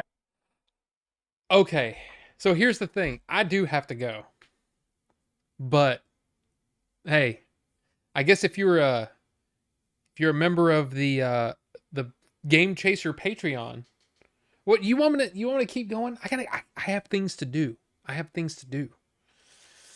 But yeah, I hope you guys enjoyed. That was fun. Thank you, Billy, of course, for providing that for us. That was fun. And Jay, play it and go take a dump. I don't need to take a dump. Okay, you know what? All right, fine. You know what? Fine. I'll play it. I'll be right back. The cop, right? The superior cop with no park ranger. Sorry, park ranger. Still, no badges, ranger. No rankings, no stripes, nothing on his fucking sleeve. Like brown tie though. Brown tie. The park ranger who apparently drives a police car that clearly says police. The Jellystone park ranger hat, then that would have read more. The Smokey Bear something, right? Yeah. They had like 1940s bus driver hats, and you continuously called them bus drivers throughout the film. That's what they look like. I think that was a bit of retro changing the story because I think those guys were supposed to be. Oh, it's absolutely revisionist. They were supposed to be policemen. If it's not revisionist from I don't know who wrote that. Obviously, it could have been Dave, or it could have been just like the people who were distributing it, and they were like, I don't know, it was the park rangers, and then just writing that on the box. But I mean, it's clear as day. Like they're in a police car. They were supposed to be police. But I've got this great inside scoop on how the corrupt police are trying to cover up. What's your source? They're supposed to be police because they're not park rangers if they're at someone's house. They started fighting Bigfoot in someone's backyard. That's not a park. That's true. They were. It's not a park. They were in the suburbs. Yes. Going into people's houses because I know. The Bigfoot. They're a little bit out of their jurisdiction, I would say, just a bit. Just a little bit. Park rangers. I just now got that. That just now hit me.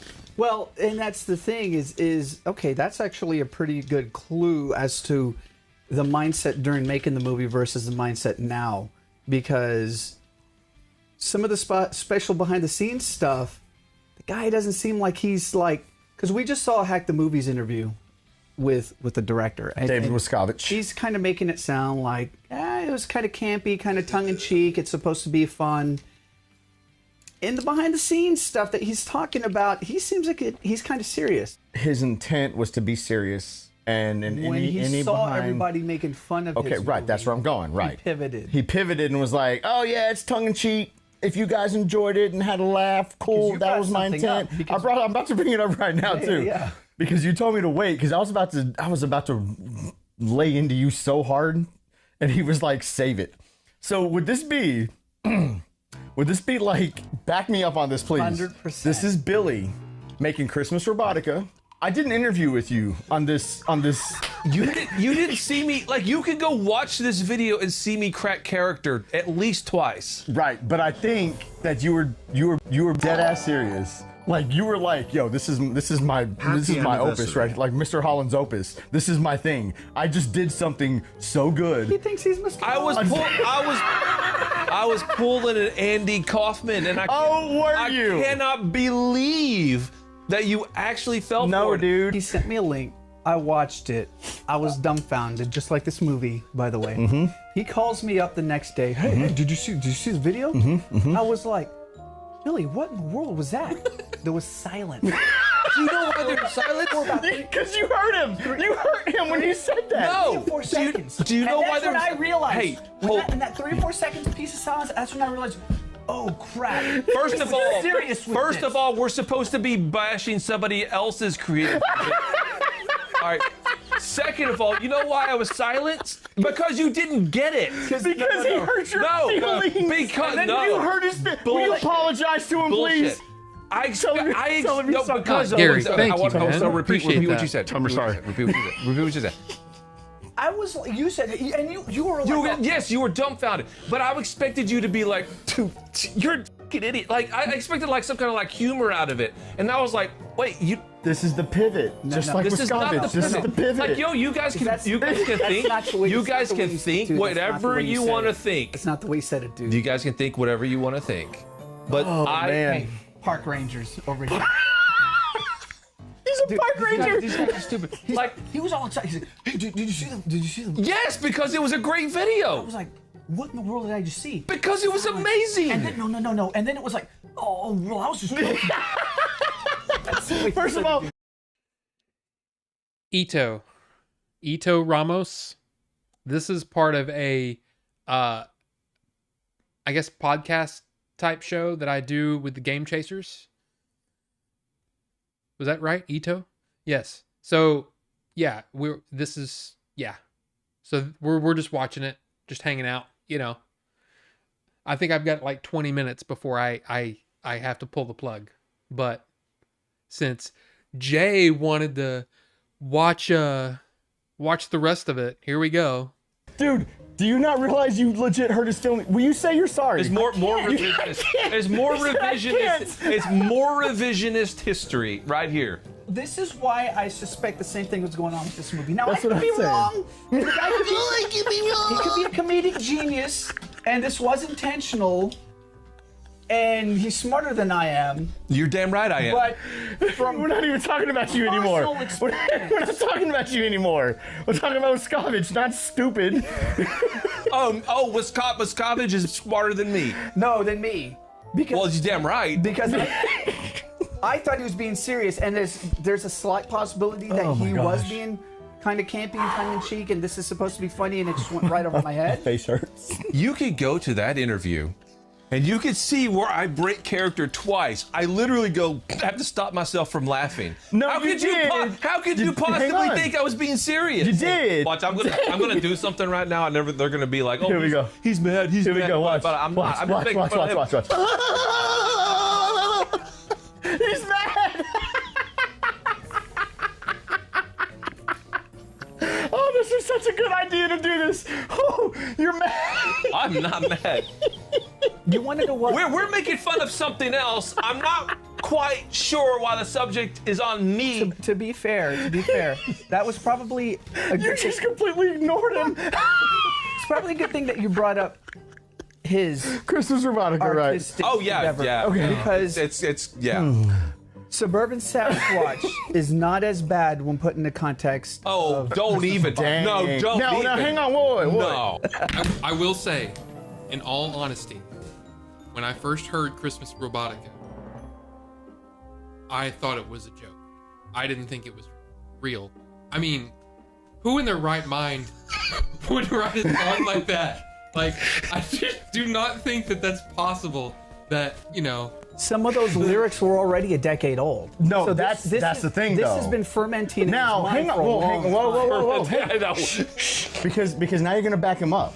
You're gonna back him up with him. who writes a Christmas song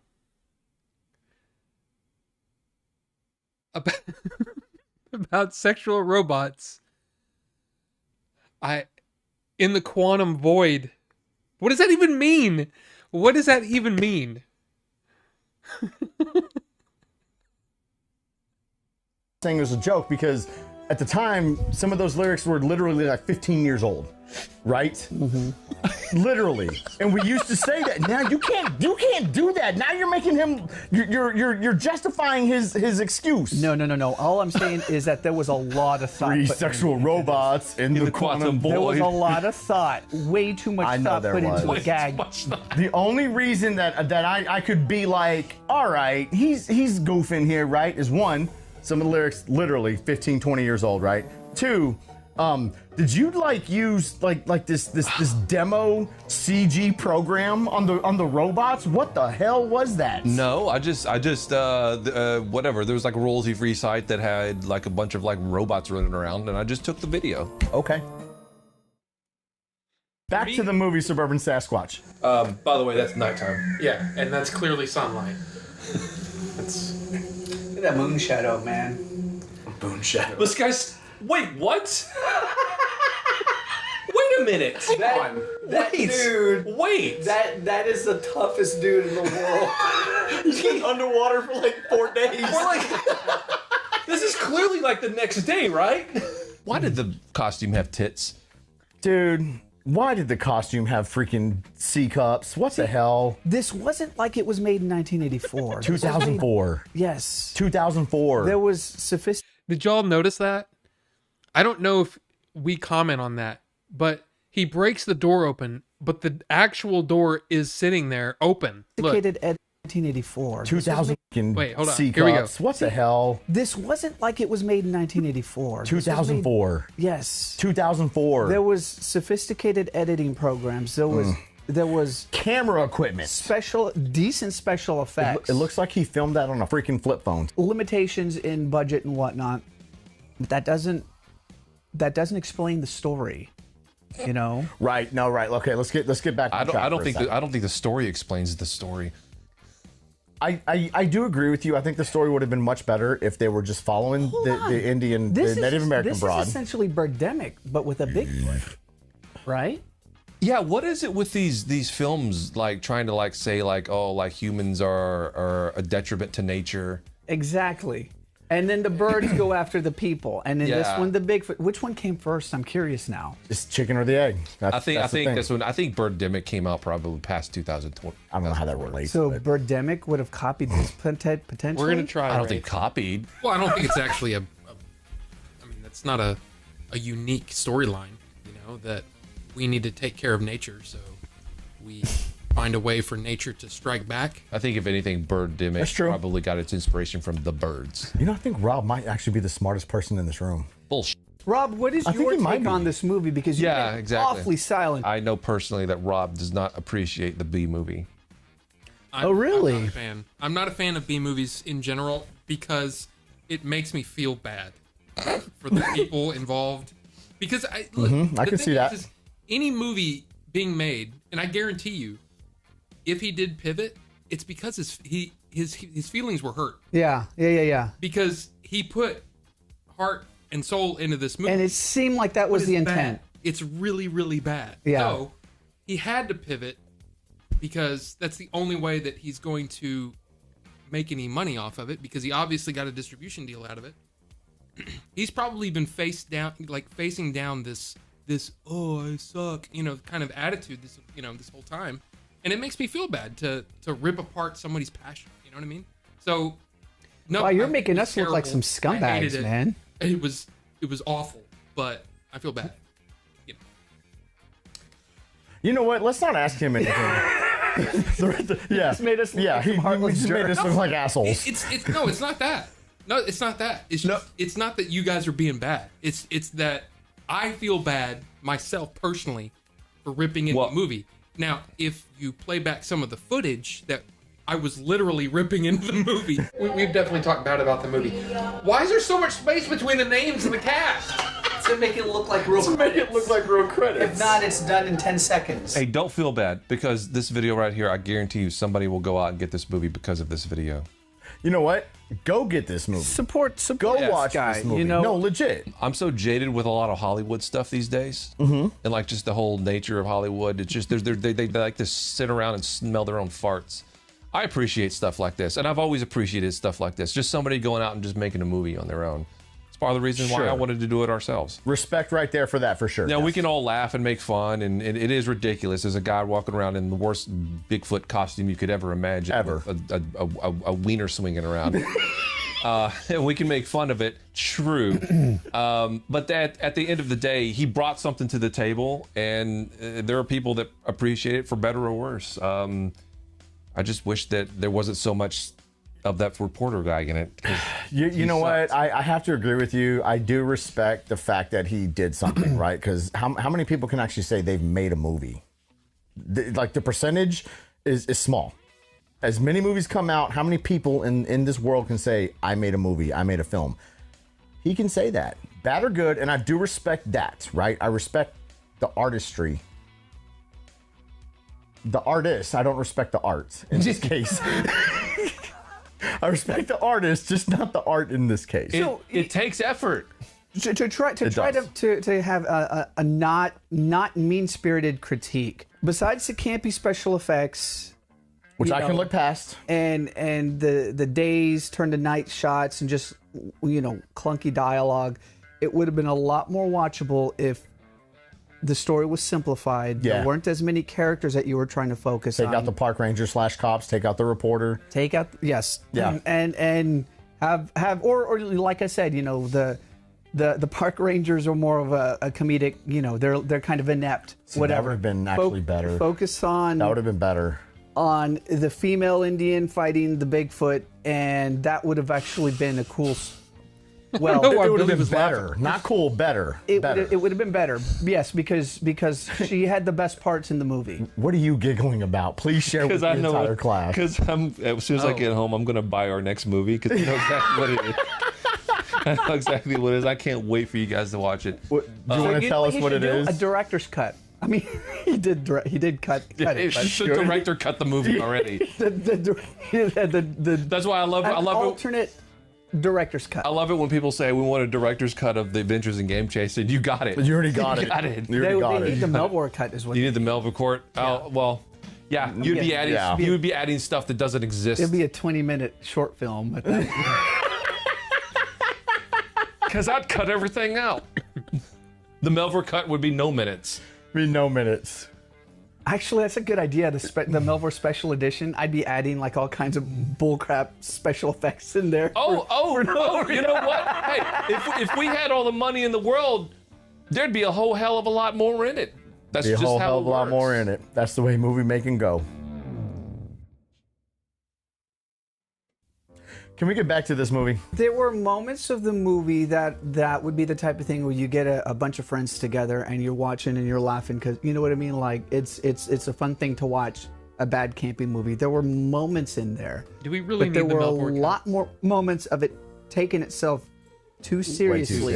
There was this kind of hoity-toity, moral lesson. It's all throughout the thing. It's been in the dialogue. It's been a while since so one of the bad movies that we used to watch, or I say used to watch like it was multiple times, but was The Legend of the Chupacabras.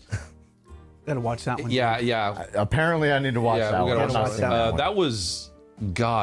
That was probably pushing 20 years ago when we watched that one. I'm wondering if that one had like this moral lesson. I almost feel like Is that the next movie? I don't know if it's the next one, but I almost feel like it had this sort of like man against nature theme with that one as well. It's like it seems to be like a running gag with all these things. You want to know what?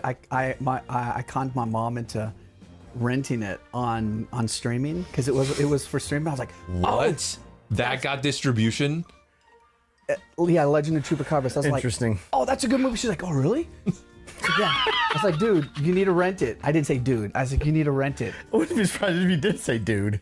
And she did, and she got about halfway through the movie before she realized I was trolling her, man. Was she mad? No, I think she felt stupid for believing me. Before this channel started, probably the first video that we were ever going to do was a review of Terror Tunes. Okay, well, let's do Terror Tunes and Legend of Chupacabras. Let's do Terror Tunes and Halloween 3. We got 4 weeks in October, right? And the one that I'm thinking of. Okay, we got 5 weeks in October now. You guys are going to love it. I haven't ever seen it, but I know what it's about. Do you know Troll actually sued J.K. Rowling? Harry Potter. Harry Potter. Jr. Because Harry Potter was in the first Troll movie. Yeah, the kid his name was Harry Potter. Well, yeah, the first Troll movie is Harry Potter canon. Yeah. Great, not Gary. Yeah, absolutely. Yeah, like that's the character. Is that what she said? Don't know. Is that what she says? Because Atreyu is Harry Potter Jr., which meant his dad in the movie is Harry Potter. It was for the usage of the name Harry Potter. I like is what how, she got sued I like for. how we can't stay focused on the movie. I know, right? Supposed to be I know. reviewed. We suck. We are horrible content creators. No, we're horrible reviewers. Facts. How would you do the movie differently? How would I do the movie differently? If you had that premise. Well, first of all, I'd get a camera that was, above $200. Say this was in 2004, 2003, 2004. You're the one making it. You got what he has. What would you do different? You got the same actors, you got the same technology, the same special effects. I don't see how you could have all of this kind of preachy dialogue when you have a Bigfoot literally rip a guy's arm or leg off and start beating himself. So you can't. So you have these ridiculous over-the-top elements, but then you're trying to juxtaposition it against all these sort of environmental big meaning messages, right? You know what? Now that I think about it, maybe he did kind of realize the ludicrousness of it, because He Bigfoot rips a guy's arm off and throws it at another dude. It knocks the guy out into the water, and he's floating face down in the water for who knows how long before he becomes conscious again. I love that part. Because clearly some time passes because it's like night. There's a night for day shot. And then we cut back to this guy who's been in the water for God knows how long, presumably overnight. So I don't know. Maybe I'm backtracking a little bit, but maybe at least in the back of his mind, he knew that the whole thing was ridiculous. Okay. Because there are aspects of it, there are little things sprinkled in here and there that kind of make it seem like he's being tongue-in-cheek. So here's what I would do. So if it was me, I would take out the report. Take out the reporter. Agreed, 100%. Take out the reporter, and then what I would do is just focus on like, okay, this Bigfoot is terrorizing this neighborhood. There's a Native American chick that apparently knows what's going on, and it's a showdown between her. She tries to stop him, and that's all. That's really all you need to do. That's just keep it simple. Yeah, focus on the Native American chick and her father, but actually get a real Indian guy to play the father. And then at some point, she gets killed by Bigfoot. As opposed to Grandpa John Smith. She has to step up. Grandpa John. Yes, exactly. She, at some point he dies when they're going after Bigfoot, and it's just her, and she has to muster up the will to finally defeat him. He's teaching her the way of the way of he's the confronting the Bigfoot. Yeah, and it's actually up to him, and she's her Padawan, his Padawan. And yeah, he gets killed halfway through the movie. He gets killed, and she has to take up the mantle. Paints a setting to like the 1700s, like pre or the These are actually really good ideas, 1300s, like pre-Columbus. Dude, we should just make this movie. Actually, let's do it. The movie's been made. No. We just movie. came out with Have you seen completely the movie different. Prey? Don't talk over. Oh no, there's a movie about that. The movie Prey is a sequel in the Predator franchise. It's literally exactly what you're saying. Oh, you mean prequel? How funny! How funny is that? I actually haven't seen it. 1600s. Yeah. What if those dudes saw this movie and they were like, you know what? I would have done it like this, and then they got the idea. Oh crap! Let's do that. It's almost word for word what you're saying is exactly how that movie goes. How funny is that, dude? That is. So we can just do it, but make it a Bigfoot. I got an idea. All right, so it's a group of guys. They're like, we're gonna shoot a Bigfoot movie, and they go and they shoot a Bigfoot movie, and an actual Bigfoot comes to the set. I like that, dude. That's just ridiculous. No, that's great. That's great. I like that, dude. Hey, and I think it's all part of it gets killed. We're gonna special effects are we're gonna sue anybody who makes this movie before us now. They're trying to make a movie, and the guy who's in the Bigfoot costume is like, something happens on the way to the set. And he's actually replaced by a real Bigfoot, but nobody notices.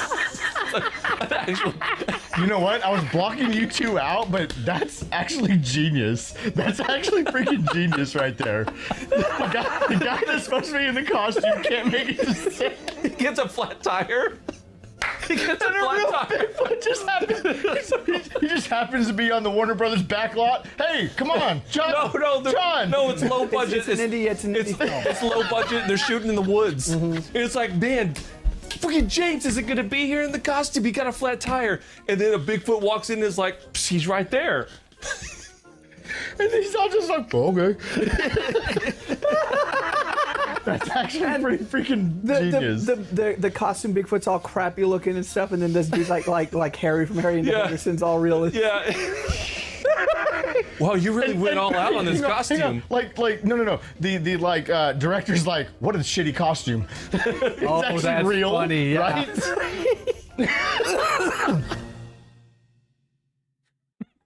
They put up brown tarps to simulate the inside of a cave. Oh my God, they In did. the top left corner on that one, They you can did. see the wall. Yes. Where it was folded. Oh my God.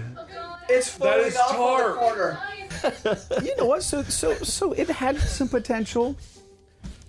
Yeah, it just wasn't harnessed. The potential wasn't harnessed there is all. I'd eliminate a lot of the preachy stuff. Go get them. How much was that Blu-ray?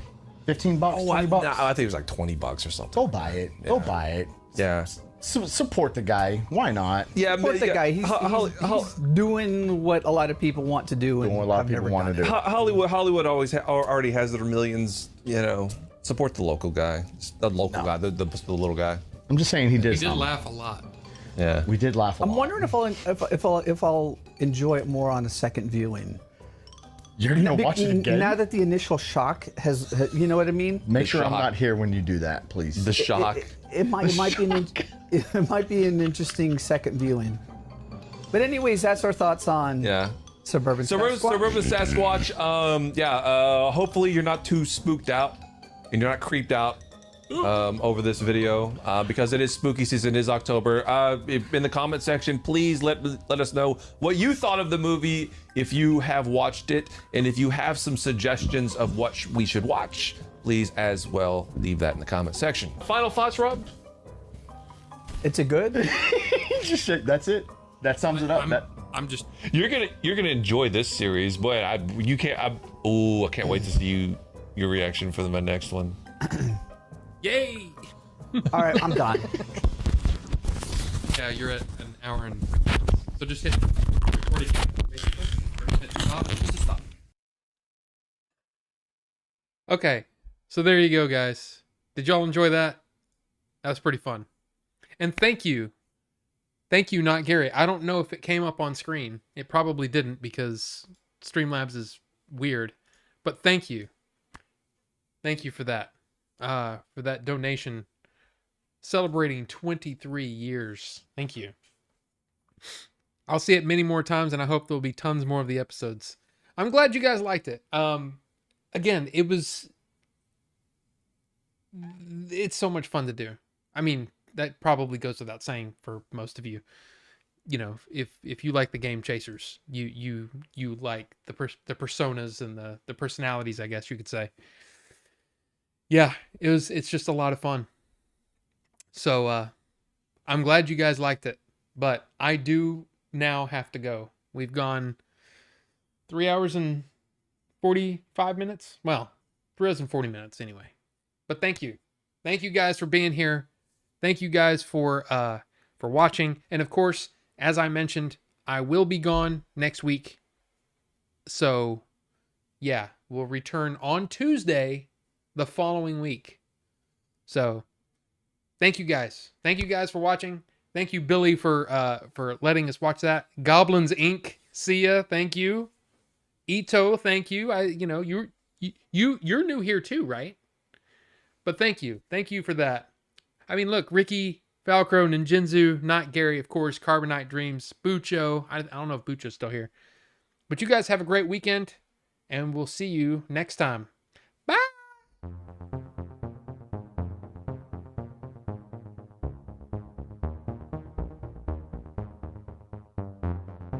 Bye, Rachel. I see you too.